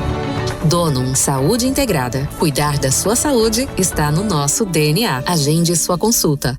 Precisa de ressonância magnética? No Centro de Diagnóstico Nova Imagem em Teutônia, seus exames são avaliados por radiologistas especializados com laudos precisos, credenciados pelos principais convênios como IP e Unimed e com agendamento facilitado. Nova Imagem, atendimento humanizado e tecnologia de ponta. Agende agora. novaimagemc.com.br. Busca qualidade e confiança para os seus exames laboratoriais. Há mais de 60 anos, o Laboratório Hermann usa conhecimento e tecnologia para garantir resultados precisos e rápidos. Laboratório Hermann, a confiança que você precisa, o cuidado que você merece. Acesse labhermann.com.br. Sua saúde merece um cuidado único. Na Revita Leve, desenvolvemos suplementos manipulados para atender às suas necessidades, com qualidade, inovação e segurança. Quer mais saúde, beleza e bem-estar? Nós temos a fórmula certa. Cuide desse lugar bonito chamado você. Siga @revitaleve.manipulação no Instagram. Dor na coluna te impede de viver? O Instituto ICM em Lajeado tem a solução. Tratamento exclusivo com resultados rápidos para dor lombar e coluna travada. Agende sua avaliação e diga adeus à dor. ICM, tratamento especializado em coluna. Estamos de volta para mais um bloco da edição de hoje do Saúde em Dia para Donum Saúde Integrada, saúde preventiva individualizada, medicina de precisão, nutrigenética para cuidar de você como ninguém, Revitaleve, farmácia e manipulação, cuide deste lugar bonito chamado você, Instituto Coluna em Movimento, recupere o movimento, recupere a sua vida, agende a sua consulta. Laboratório Hermann, a confiança que você precisa, o cuidado que você merece e Unicred Premium Capital, conectando forças para construir o futuro. Nosso tema de hoje, então, são doenças da vesícula biliar. Estão com a gente o Dr. João Bassotto e a nutricionista Julaine Skill. O doutor falou, e eu acho que a Julaine também, em algum momento eu me perdi na explicação, mas assim, pedra na vesícula e cálculo biliar. Tem diferença? É a mesma coisa do que a gente tá falando? A gente tá falando da mesma coisa, tá? São formas de a gente se expressar, tá? Tá. Pedra na vesícula, cálculo biliar, tá? São a mesma patologia. É pedra na vesícula. É uma pedra na vesícula. É litíase. Litíase, isso aí. Muito bem. Mas e vesícula preguiçosa? Esse termo existe? Então, vesícula preguiçosa é um termo que a gente ouve bastante, tá? Ela existe. Claro que a gente não vai conseguir citar causas que causam uma vesícula preguiçosa, tá? Que seria o quê? Uma vesícula que não funciona direito, mas a gente sabe que tem uma relação com os alimentos que a gente se alimenta, tá? Com hormônios, tá? Tem hormônios específicos que fazem a contração da vesícula biliar e de alguma forma a gente diminui esses hormônios, então processos de emagrecimento, esse hormônio acaba diminuindo. Pacientes que estão usando medicação para emagrecer ou que fizeram cirurgia bariátrica, a gente tem diminuição desse hormônio que faz a contração da vesícula. Então, ter uma vesícula preguiçosa ou uma vesícula que não trabalhe direito, ela vai ser uma vesícula que vai ser preditora de a gente ter cálculos biliares, tá? É um início do caminho, vamos dizer assim, para talvez ali na frente ter um cálculo. Talvez sim, tá? Não dá para associar sempre que a causa do cálculo foi uma vesícula que não trabalha direito, tá? Mas ela pode estar relacionada. Pode estar relacionado. Muito bem. E além, então, dos cálculos biliares, das pedras na vesícula, da vesícula preguiçosa, existem outras doenças da vesícula que são comuns? Sim, aí a gente pode citar. Bom, como a gente conversou até agora, os cálculos, né, a Tá. litíase da vesícula biliar, mas a gente tem doenças malignas também que são associadas à vesícula biliar, que são os cânceres de vesícula. Câncer de vesícula. Claro que são patologias não tão comuns, tá? Então são cânceres mais incomuns do nosso aparelho digestivo, mas eles existem, tá? São patologias agressivas, então que demandam um diagnóstico precoce e uma intervenção de tratamento clínico e cirúrgico rápida, mas são mais raras. E elas, o câncer, ele começa com os mesmos sintomas das pedras, das doenças que a gente tratou anteriormente, ou ela apresenta diferença? Não, normalmente os tumores iniciais da vesícula biliar são assintomáticos, assim como qualquer outro câncer que a gente tenha, tá? A gente vai começar a desenvolver sintomas em quadros mais avançados. Então, normalmente, o paciente que já está com um quadro de dor importante, está começando a ter emagrecimento, e a gente vai lá e faz um diagnóstico de um câncer na vesícula, provavelmente é um câncer mais avançado, tá? Pode se sobrepor o câncer de vesícula e as pedras na vesícula biliar? Pode, tá? Até existem alguns estudos que consideram pedra na vesícula como um certo fator de risco para câncer na vesícula, tá? Mas não significa que ter a pedra tu vai ter câncer, tá? Mas é um fator que tá lá, tá machucando a vesícula, essa pedrinha tá gerando um desconforto para nossa vesícula biliar. Mas os sintomas, quando a gente tem, pensando em câncer de vesícula biliar, eles são tardios, tá? Diferente da pedra. A pedra a gente normalmente começa com o sintoma, começa com o desconforto. No câncer não, a gente vai ter o sintoma numa forma mais tardia do nosso diagnóstico. É isso que é o nosso dodói, né? Eu digo assim, porque aí quando tu vai ter algum tipo de sintomas, já descobre uma situação mais avançada. E assim, sempre quando a gente pensa em neoplasias, em cânceres da via biliar, pâncreas, fígado, são cânceres super agressivos. Então, eles se desenvolvem de uma maneira mais rápida e de uma maneira silenciosa. Então, por isso do diagnóstico precoce, por isso que quando a gente está tendo algum sintoma, o paciente, poxa, comecei a ter um emagrecimento sem estar fazendo um tratamento, sem estar me cuidando, emagreci 10, 15 quilos, tô com um desconforto que eu nunca tive antes. Precisa investigar. Eu acho que hoje a gente tem acesso a exames de imagem, acesso a exames laboratoriais. Então, a gente consegue fazer diagnósticos muito precisos, mas esse paciente precisa chegar a tempo na gente. Doutor, e para o câncer também através de uma ecografia ou algum outro exame? Sim, o exame inicial sempre a gente vai pensar numa ecografia, exames laboratoriais, mas daí conforme a gente for vendo, vamos supor que eu estou pensando nesse paciente em pedra na vesícula, tá? Fiz a ecografia, opa, tem um espessamento, tem alguma coisa diferente, a gente vai prosseguir na investigação. Então, nesses pacientes eu vou fazer uma tomografia, uma ressonância magnética para a gente fazer um estadiamento, ver como é que está essa doença, para a gente ver qual que vai ser a melhor forma de tratar. Julaine ia fazer um complemento antes, eu te cortei. Sim, Aline, eu ia questionar o doutor João no fator de quando se descobre um câncer na vesícula, a cirurgia vai ser a primeira escolha de tratamento? Assim, a gente sempre vai ter que estadiar esse paciente, vai ter que ver o grau, o quão está avançada essa doença, tá? Na grande maioria dos pacientes, sim, o tratamento é cirúrgico, tá? Então, a gente precisa fazer uma cirurgia. É uma cirurgia maior, tá? Então, a gente provavelmente vai ter que fazer ressecção de parênquima hepático também, tem que fazer esvaziamento de ínguas que a gente tem próximo ao fígado. É uma cirurgia mais agressiva, tá? E provavelmente esse paciente vai ter que fazer quimioterapia depois no pós-operatório. Não é todo paciente que vai para cirurgia, então tudo tem que ser avaliado, então a gente tem que conversar com um oncologista, mas sim, os cânceres da vesícula biliar que não estão em estágio avançado, o tratamento é cirúrgico. Tá? Associado à quimioterapia, tá? Muito bem. A pergunta da Julaine me fez lembrar que eu queria ter te perguntado lá no bloco anterior também, doutor, sobre medicamentos para tratamento de questões de pedra da vesícula. Existe tratamento medicamentoso para isso ou não tem essa opção? Essa é a pergunta que os pacientes quase todos fazem para a gente no consultório, tá?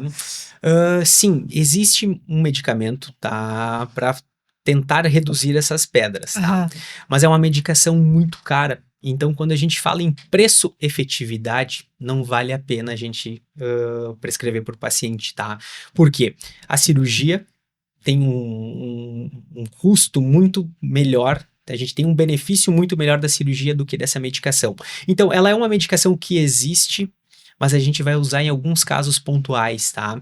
Então, ela não tem indicação. O paciente chegou com o diagnóstico de pedra na vesícula no meu consultório, esse paciente é muito difícil que ele tenha indicação de uso dessa medicação para a gente dissolver esses cálculos, tá? É a exceção. Normalmente, esse paciente vai para tratamento cirúrgico. Entendi. E medicação para dor? Isso sim, sim, controle da dor. Sim, para dor, com certeza, tá? Então, assim, ó, quando a gente fala do paciente para evitar a dor, primeiro ponto, alimentação, tá? É o que a gente mais orienta o paciente. A gente tem que evitar tu ter uma crise, tá? Depois que tu tem a crise, bom, daí vai ter que tomar a medicação analgésica, tá? Eu não vou ter uma medicação específica que vai agir na vesícula biliar, mas eu tenho medicação para dor que vai aliviar essa dor, vai aliviar essa cólica, vai passar esse período que o paciente tem e depois fica tudo normal. E também não vai existir aquela medicação que eu tomo antes de comer para tentar... Não existe. Não vai existir, tá? Claro que daqui a pouco a gente sabe que tem pacientes que estão naquele momento que estão se preparando para a cirurgia, tá? E tá tendo crises tá tendo crise praticamente em todas as refeições. Daqui a pouco, nesses pacientes, a gente orienta, antes da alimentação, vamos tomar um analgésico já para talvez diminuir um pouquinho a tua dor, tá? Tem que avaliar cada caso, mas não existe um medicamento específico que vai evitar a crise ou que vai tratar somente a crise. Não, a gente tem medicação analgesia como um todo, tá? E assim também não tem chazinho, né, doutor? Assim, não tem chazinho, não tem um alimento milagroso, né? A gente não vai ter isso como uma arma para usar nesse momento. A gente precisa manter realmente uma alimentação mais fracionada, com redução de gordura, pensar muito na questão de mastigação, a gente ter um pouco mais de cuidado, mais tranquilidade, mastigar bem, aí é onde já começa o nosso processo de digestão, né, para tentar reduzir essas crises. Fazer, então, refeições mais frequentes, em menor quantidade, também vai ajudar bastante. Muito bem. Doutora, antes você comentou sobre jejuns prolongados. O que é considerado um jejum prolongado? A gente vai considerar o jejum prolongado ali, um jejum fisiológico de até 12 horas, tá? Mais do que isso já entra numa questão de jejum mais prolongado. Certo. Até 12 horas, então. Isso. Tem cura? A gente pode dizer que as doenças da vesícula biliar têm cura? Quando a gente fala em litíase, em pedra na vesícula biliar, sim, a gente tem cura, tá? Porque a cirurgia, ela é curativa. Ou seja, eu tenho cálculo, a pedra dentro da vesícula biliar.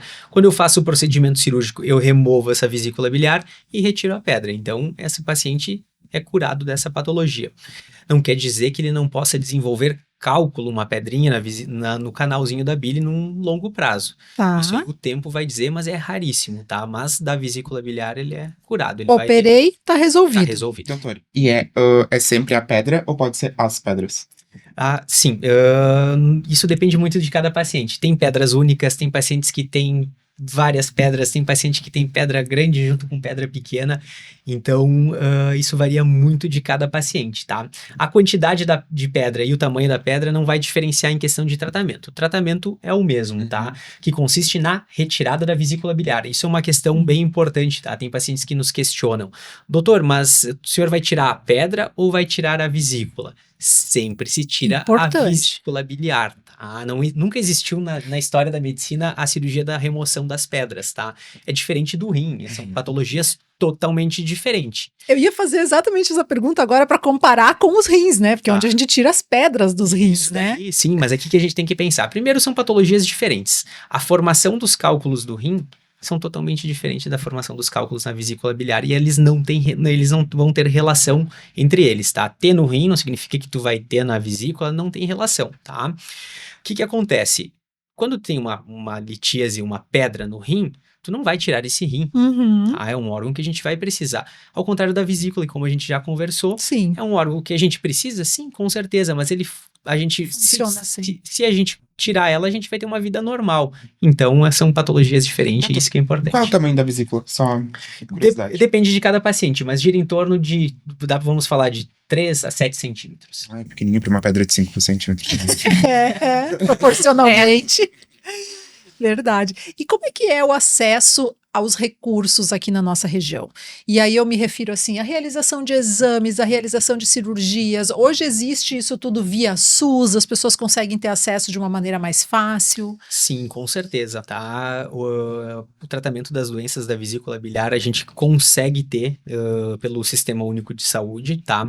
Esse paciente tem acesso via posto de saúde. No posto de saúde, então, ele é triado pelo médico que vai atendê-lo e vai encaminhar para um serviço terciário, que daí entra um hospital de grande porte, um serviço de grande porte, para fazer o tratamento específico da vesícula biliar. Então, esses pacientes têm acesso, sim, ao tratamento, conseguem fazer a cirurgia pelo SUS. Claro, a gente sabe que existem as dificuldades que a gente tem em relação ao Sistema Único de Saúde, mas são pacientes que conseguem ter o tratamento. Elas não são sempre consideradas urgências, né? Então, muitas vezes, eletivo acaba demorando aí o tempo, né? Acaba tendo um problema, né? Que daqui a pouco esse paciente chegou no momento que ele está tendo uma dor, é um paciente que se enquadra num caráter para a gente fazer uma cirurgia eletiva e acaba se demorando muito tempo para ele chegar nesse serviço terciário para fazer o procedimento cirúrgico. Sim. Daí, nesse meio tempo, ele pode vir ter algum problema, alguma complicação. Ter as crises, enfim. Mas a nossa região tem estrutura, os hospitais aqui da região realizam. A gente tem estrutura muito boa para isso, para a realização dessas cirurgias totalmente por técnica minimamente invasiva. Então, o paciente faz a cirurgia por vídeo, tem o mesmo tratamento, a gente consegue fazer o mesmo tratamento no paciente do Sistema Único de Saúde, no paciente que a gente faz no consultório privado, tá? Desde tratamento cirúrgico, indicação cirúrgica. Muito bom. Muito bem, então, eu tinha uma pergunta aqui, mas vocês já responderam ela ao longo desses blocos, mas eu acho que é importante a gente, talvez, ressaltar ela aqui de novo.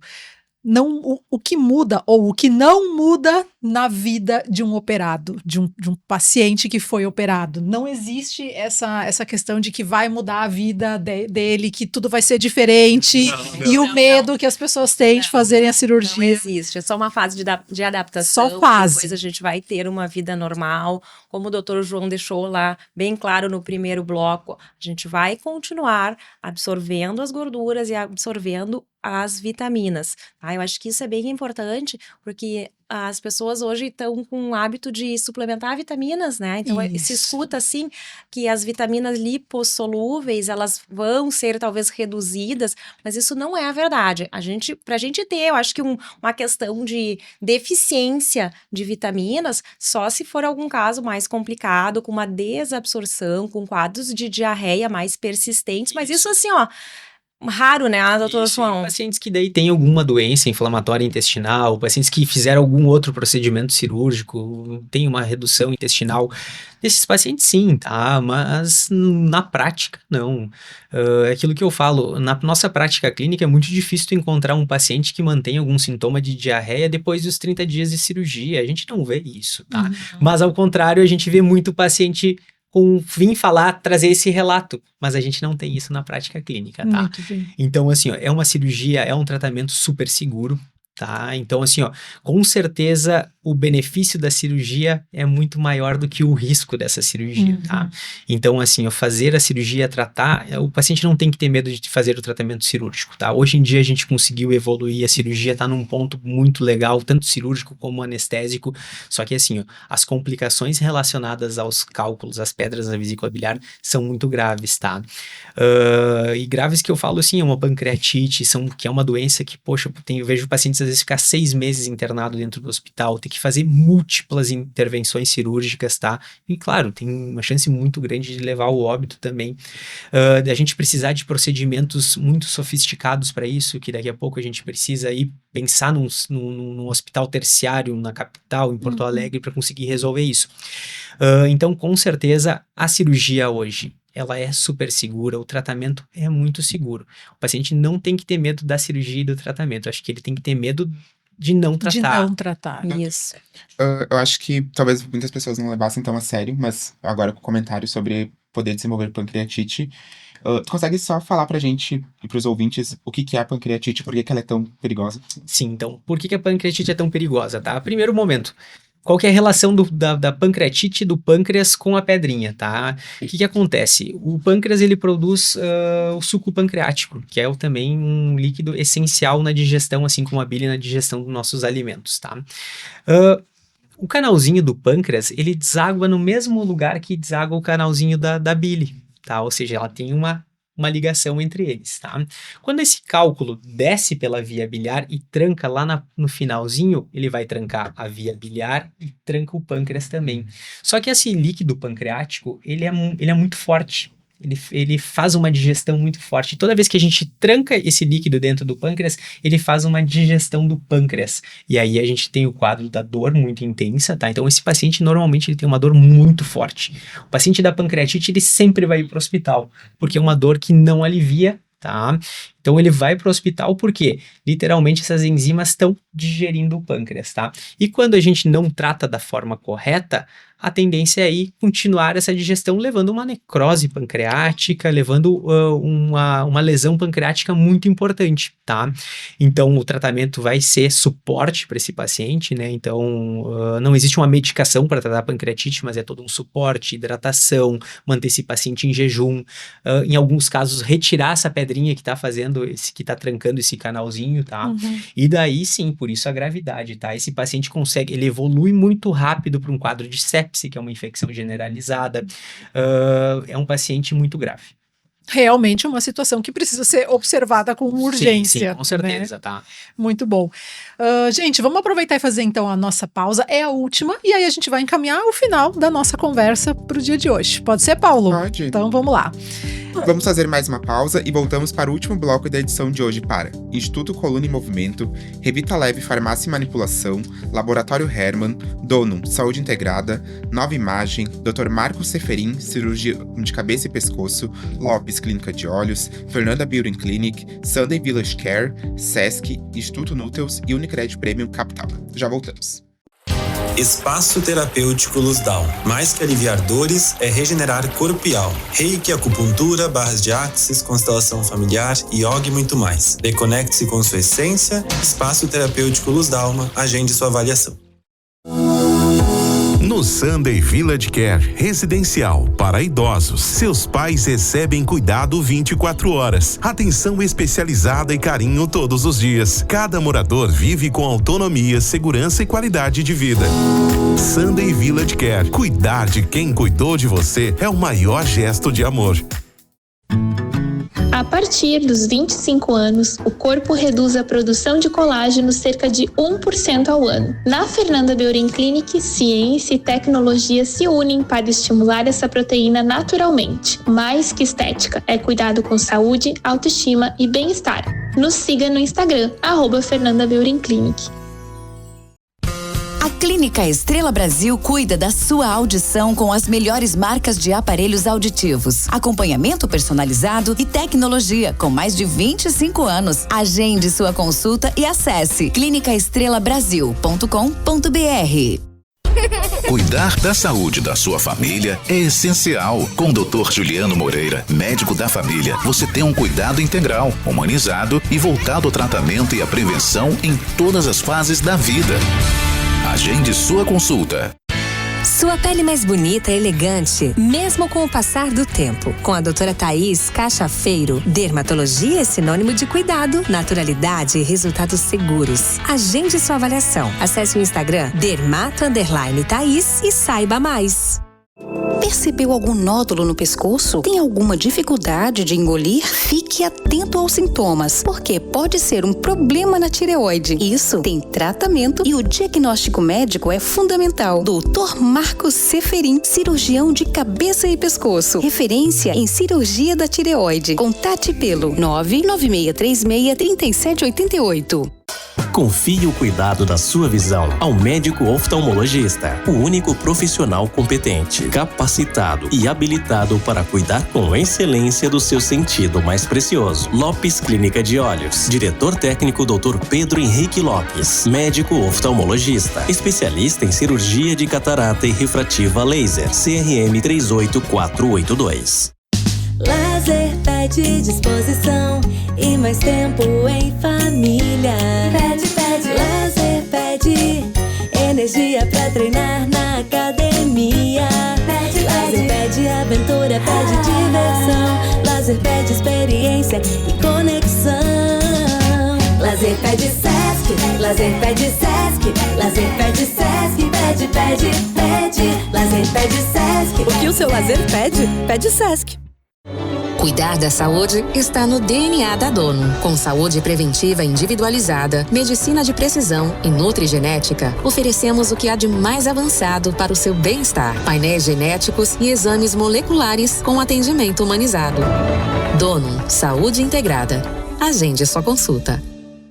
Precisa de ressonância magnética? No Centro de Diagnóstico Nova Imagem em Teutônia, seus exames são avaliados por radiologistas especializados com laudos precisos, credenciados pelos principais convênios como IP e Unimed e com agendamento facilitado. Nova Imagem, atendimento humanizado e tecnologia de ponta. Agende agora, novaimagemc.com.br.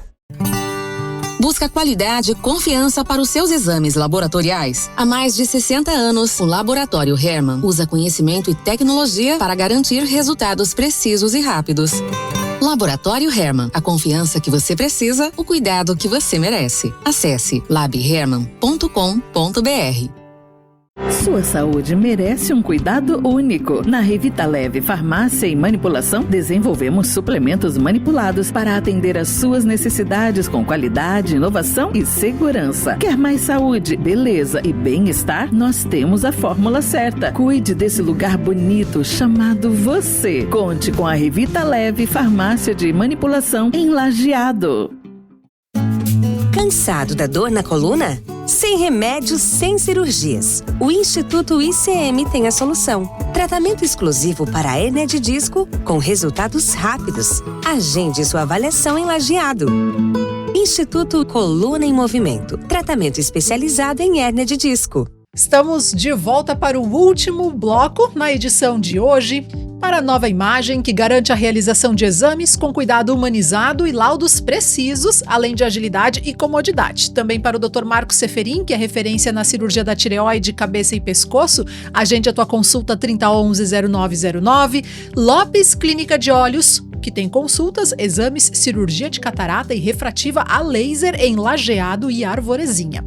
Sesc, descubra o turismo do Sesc. Garanta a tua hospedagem nos hotéis conveniados, são diversos destinos no estado e em Santa Catarina, além de pacotes turísticos por todo o Brasil.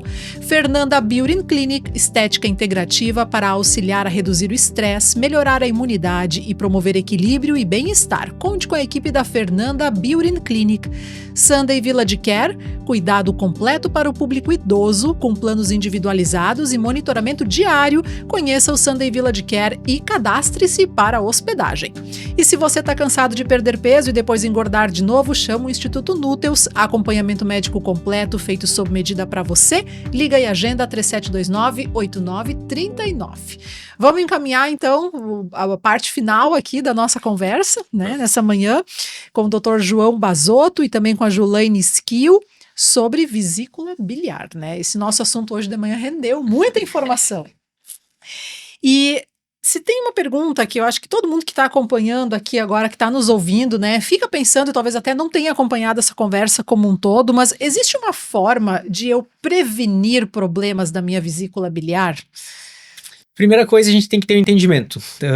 Não depende de um fator apenas, tá? A vesícula biliar, a formação dessas pedras na vesícula é multifatorial. Então, a gente tem um fator genético, a gente tem um fator ambiental que vai depender da nossa alimentação, do que a gente vai ter.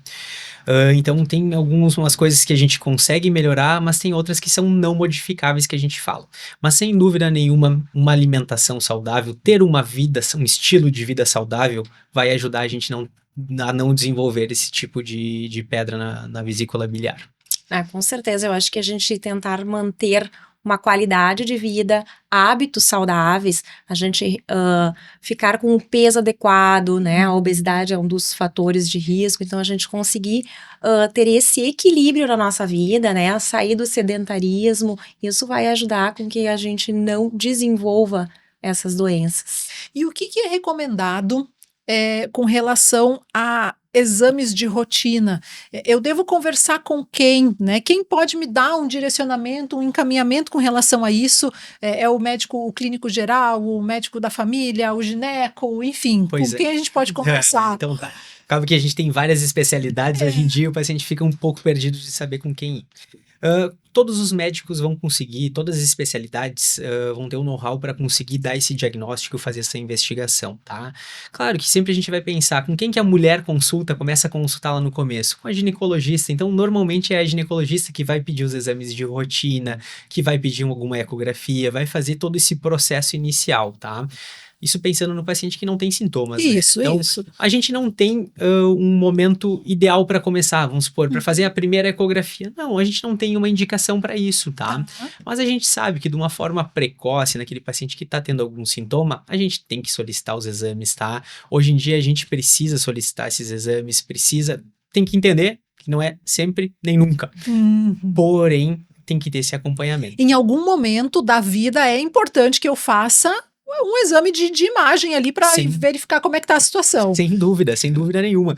Por quê? Até pra gente daqui a pouco fazer um diagnóstico de alguma coisa que a gente não tá, ou pra gente ter certeza, a partir desse momento aqui, eu estou bem, eu não tenho gordura no meu fígado, não tenho pedra na vesícula, não tenho nenhuma alteração pancreática, estou muito bem. Ou tem alguma coisa que eu preciso cuidar, que eu preciso focar mais. Então, assim, sempre a gente vai ter que fazer. Então, aquele paciente que chega comigo, a pergunta, não vou ter uma resposta a partir de uma idade fazer, mas chegou a consultar comigo, nunca consultou com nenhum médico, nunca fez um acompanhamento, talvez esse seja o momento de eu solicitar um exame, solicitar alguns exames de sangue para a gente ter um ponto inicial desse paciente para ver se a gente vai precisar investigar alguma coisa.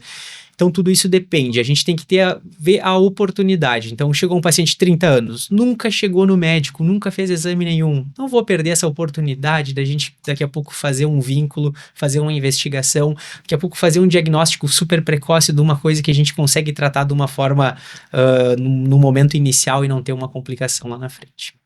Perfeito. E o que vocês têm acompanhado? Porque hoje em dia existe aí a inteligência artificial, né, que tem muita influência na medicina, na nutrição também, e muitos congressos que eu sei que vocês acompanham, os profissionais de saúde têm muito, né, esses acompanhamentos nos congressos. O que vocês veem e ouvem que pode mudar aí para frente, tanto no diagnóstico como no tratamento, e que pode vir a facilitar, né? Daí eu digo facilitar para vocês e para nós pacientes também, né? Não, eu acho que é muito importante. A gente está vivendo uma nova era, né, da informação.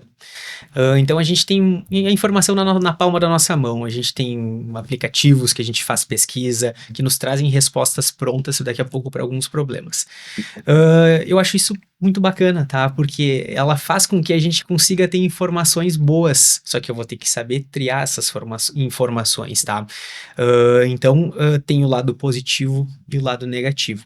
Ajuda muito na questão da medicina? Sim, com certeza. Hoje, assim como a população geral, o médico também tem acesso às informações de uma forma mais rápida. Hoje eu não preciso ir para um congresso em São Paulo para conversar sobre patologias da vesícula biliar. Hoje, daqui a pouco da minha casa, eu abro o meu computador e eu acompanho as aulas que estão sendo dadas lá em São Paulo. Então, tudo isso facilita. A gente tem na questão cirúrgica, né, um avanço fantástico em relação à cirurgia robótica, a ligação da cirurgia robótica com inteligência artificial, trazendo segurança, trazendo uma modernidade para os nossos procedimentos cirúrgicos. Então, isso é importantíssimo quando a gente fala em tratamento dos pacientes. Sem dúvida, a gente está vivendo uma fase que, olha, semanalmente a gente tem novidades, né, em relação à inteligência artificial, à tecnologia. Então, eu acho que é muito bom isso para a população geral, para os profissionais da área da saúde, porque a gente consegue trazer um tratamento mais específico para esse paciente. Hoje em dia não tem mais achismo, tá? Eu não posso falar qualquer coisa para o paciente. Por quê? Ele tem acesso à informação, tá? Talvez não, com certeza ele já pesquisou sobre essa patologia dele antes de chegar. Isso mesmo. Não existe, eu não posso falar qualquer coisa, eu não vou conseguir enganar ninguém. Então, assim, isso faz com que o paciente consiga triar, tá? O médico que ele vai ir, se o médico está trazendo alguma informação que não tem lógica, tá? Então, isso é importante. Então, tanto para o paciente como para o médico. Eu acho que na área da saúde, aquilo que acho que na área da saúde a gente acaba ficando um pouco mais ligado, né? A gente tá com essa informação muito rápida, mas a gente tem a questão de ter muita desinformação. Então, esses dias eu ainda brinquei com um paciente meu que disse, tá difícil de ser nutricionista nos dias atuais, né? Porque a gente tem muita gente falando muitas vezes o que não é correto, mas ao mesmo tempo a gente precisa usar essa tecnologia a nosso favor e sim, tá podendo buscar conhecimento de uma forma muito mais rápida, então a gente conseguir se atualizar com fontes seguras para trazer um melhor cuidado para o nosso paciente. É verdade. A gente conseguir buscar a informação que talvez levaria muito tempo para chegar de uma forma rápida e a gente ser mais assertivo com o paciente que está ali com a gente conseguir mudar a vida dele através da alimentação numa forma um pouco mais correta e assertiva. Acho que a tecnologia nos ajuda muito nesse sentido. E sem dúvida nenhuma, né? Toda essa tecnologia, inteligência artificial, mas a gente tem que pensar sempre no básico, né? O doutor falou. Que é ouvir esse paciente, olhar no olho dele, entender esse paciente, tá? Se eu abrir o livro ou abrir um artigo, ele vai dizer, a indicação desse paciente é fazer cirurgia. Mas daqui a pouco esse paciente não é um candidato à cirurgia. Então a gente tem que avaliar ele como um todo. Então a gente está vivendo, né, uma era de tecnologia, mas a gente não pode esquecer o básico, que é o olho no olho, é olhar para esse paciente, entender o momento de vida desse paciente. Isso tanto para nutrição, como para medicina, para cirurgia. Então a gente tem que ter esse bom senso. A gente está vivendo uma era tecnológica, cirurgia robótica, diagnósticos ultra precisos, mas a gente não pode esquecer de olhar o paciente, conversar com esse paciente, entender o dia a dia dele, entender a família dele, como funciona. Individualizar, né? Sem sombra de dúvida, né? Então, eu acho que individualizar e humanizar, a gente conseguir poder olhar olho no olho, né? E buscar trazer a rotina do paciente para o nosso, né? Para nossa pauta no momento de fazer as decisões sobre a saúde dele. Eu acho que isso é bem importante para que a gente tenha sucesso. Preciso trazer a rotina. E isso acho que na questão de alimentação é bem interessante, porque muitas vezes a gente quer que a alimentação vai se adequar à rotina da pessoa. E a gente precisa conseguir fazer com que a alimentação seja adequada, mas ela tem que fazer parte da rotina dessa pessoa. Então, muitas vezes, assim, a gente saber quais são as atividades, como vai ser, onde vai ser essa alimentação, vai ser bem importante para a gente definir a forma mais correta de orientar essa alimentação. Sim, sem dúvida. E outro ponto também, só aproveitando agora também, eu acho que um ponto importantíssimo é conversar entre as especialidades, tá? Ah, com certeza. O que eu falo não é lei. Eu tenho que conversar com a nutricionista, eu tenho que conversar com o psicólogo, eu tenho que conversar com o oncologista, com o gastroenterologista. A gente precisa chegar em consensos, tá? É aquilo que eu falei. Eu vou abrir o livro, o tratamento é esse, mas será que vai ser bem indicado? Daqui a pouco a Nutri vai trazer uma... João, eu acho que vamos segurar um pouquinho, não é o momento, ele não tá muito bem nutrido, a gente precisa dar um aporte calórico melhor para ele, vamos operar num segundo momento. Então, eu acho que isso é importante. Então, a gente tem que fazer, assim como na alimentação, aquele básico bem feito, a gente tem que conversar, cuidar o paciente. Isso aí. Eu acho que trocar a ideia, né, entre os profissionais faz com que a gente alinhe os processos e quem vai se beneficiar vai ser o paciente, né, doutor João? Com certeza. Muito bom. E ainda na nutrição, pensando em tecnologias, em avanços, me parece que quando a gente olha para a nutrição, ela é justamente o que o doutor fala de voltar para o básico. Com certeza. Pode ter Com um certeza. avanço que for, mas o básico é o que mais O básico conta, é o que né? vai funcionar, né? Então, a gente realmente voltar para o alimento de verdade, a gente retroceder um pouco, vai nos trazer mais saúde. Paulo, faltou alguma coisa aqui nesse bloco para a gente perguntar ainda para o Dr. João e para a Julaine? Acho que ficou tudo muito bem especificado. Ficou bem tirou claro, todas as né? nossas dúvidas. Até trouxe informações novas que muitas pessoas acredito que não sabiam. Com certeza. Da gravidade de não tratar. É. Da forma que é feita também a cirurgia. Acho que vocês mandaram muito bem, parabéns. Muito obrigado. Está bem satisfeitos. É, com certeza. Então eu vou dar a oportunidade aí das considerações finais, né, de vocês, para quem está nos ouvindo, o recado final que vocês gostariam de deixar e, inclusive, aonde encontrá-los, né, caso quem esteja aí ouvindo queira saber mais, conversar individualmente com vocês, aonde pode encontrá-los também. Então tá bem. Eu acho que assim, ó, o ponto principal dessa nossa conversa é o paciente entender que não pode negligenciar sintomas, tá? Diagnóstico precoce faz toda a diferença quando a gente fala em medicina, em tratamento. Então, assim, ó, não negligencia sintomas. Quando tem alguma coisa diferente, não tá do jeito que tá acontecendo, vamos procurar atendimento médico, atendimento profissional para fazer os diagnósticos corretos e os tratamentos corretos. Eu acho que é o essencial aí pra gente, da nossa conversa. E é o básico aí que tem que ser feito pensando em saúde, pensando no dia a dia de todo mundo. E que hoje em dia é seguro, né, doutor? Não tem que ter medo, pode chegar e conversar. Medo, tem que conversar com o médico, não tem que ter medo, tá? A cirurgia é super segura. Hoje a relação médico-paciente, aquilo que a gente estava conversando, é uma relação muito boa, tá? É aquela coisa de troca, a gente sempre vai conversar, acolher o paciente, então o paciente não tem que ter medo de vir trazer esses problemas para o médico, de ter essa preocupação de achar que talvez esse problema seja menos importante. Não, tem que trazer. E eu vou acolher esse paciente, todo médico deve acolher ele da forma mais sincera possível e trazer como a gente vai fazer esse tratamento, explicar todos os passos do tratamento, cirurgia, pós-operatório, nutrição no pós-operatório. Isso sim, com certeza, essa relação é muito importante. Na tua fala me fez lembrar que é muito comum a gente ouvir assim, quem procura acha, né? Então por isso eu nem vou procurar médico, mas aqui nesses casos é importante achar antes, achar logo, né? Acho que, olha, na totalidade sempre vale a pena a gente procurar antes, tá? Com Porque certeza. não adianta, com a gente fazendo um diagnóstico precoce em qualquer patologia, a gente consegue tratar de uma forma bem diferenciada. É verdade. Julaine, muito obrigada, viu, por ter vindo até aqui, ter compartilhado tanta informação boa com a gente. Eu que agradeço essa manhã aqui com vocês.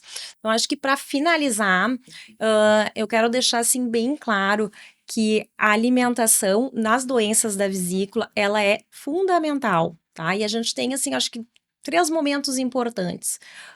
Antes de um processo, né, de um processo cirúrgico, a gente vai ter a alimentação como uma forma de controle de sintomas, então a gente manter uma alimentação controlada em gordura, fracionada, vai fazer a diferença, né? O pós-operatório imediato vai ser curto, então vai ter uma alimentação mais leve, mas num período curto, de 2 a 4 semanas, e a partir de 1 mês de cirurgia, a alimentação volta ao normal, tá? Então, eu só gostaria de pedir, assim, a atenção dos ouvintes que a alimentação normal não é para ser cheia de gordura, que a gente mantenha uma alimentação saudável, né? Então, inclua frutas, verduras, legumes, proteína magra e reduzir a gordura em excesso. Isso vai ser bem importante. Muito bem. Quem quiser se consultar com você, te encontra onde, doutora?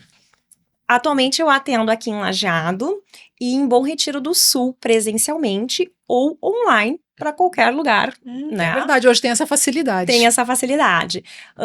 Podem me seguir lá no meu Instagram, @NutriJulaine. Lá vai ter o link para vocês conseguirem agendar consulta ou tirar alguma dúvida. Se alguém quiser mandar alguma pergunta, pode ficar à vontade, que assim que eu conseguir eu retorno. Perfeito. E você, doutor João? Eu atendo aqui em Lajeado, tá? Atendo no Centro Cron. Atendo também em Porto Alegre, então eu consigo realizar cirurgias tanto em Lajeado quanto em Porto Alegre. Também consegue mais informações, consegue entrar em contato direto conosco através do Instagram, @Dr. Bassotto. Ali vai ter o link também com o nosso contato para tirar dúvidas também, saber sobre consultas, fica tudo mais fácil por aí. É verdade. Muito obrigado, doutor João, por ter disponibilizado o teu tempo de vir aqui conversar com a gente hoje. Eu que agradeço. Muito obrigada, Julaine, mais uma vez. Obrigada, foi um prazer estar aqui. Obrigado, Paulo, pela parceria nesse programa. Nada, Aline, primeiro de muitos. Primeiro de muitos, que assim seja. E obrigado também a todos vocês que nos acompanharam até aqui, seja pela rádio ou pelas redes sociais. Se esse conteúdo foi relevante para você, vai lá no YouTube, curte, compartilha, para que mais pessoas também possam acompanhar e receber estas informações. Lembrando ainda que este conteúdo e outros relacionados à saúde você também encontra no caderno Pessoas e Bem-Estar, que está encartado no jornal A Hora deste final de semana. E uma nova edição do Saúde em Dia volta no próximo sábado. Até lá!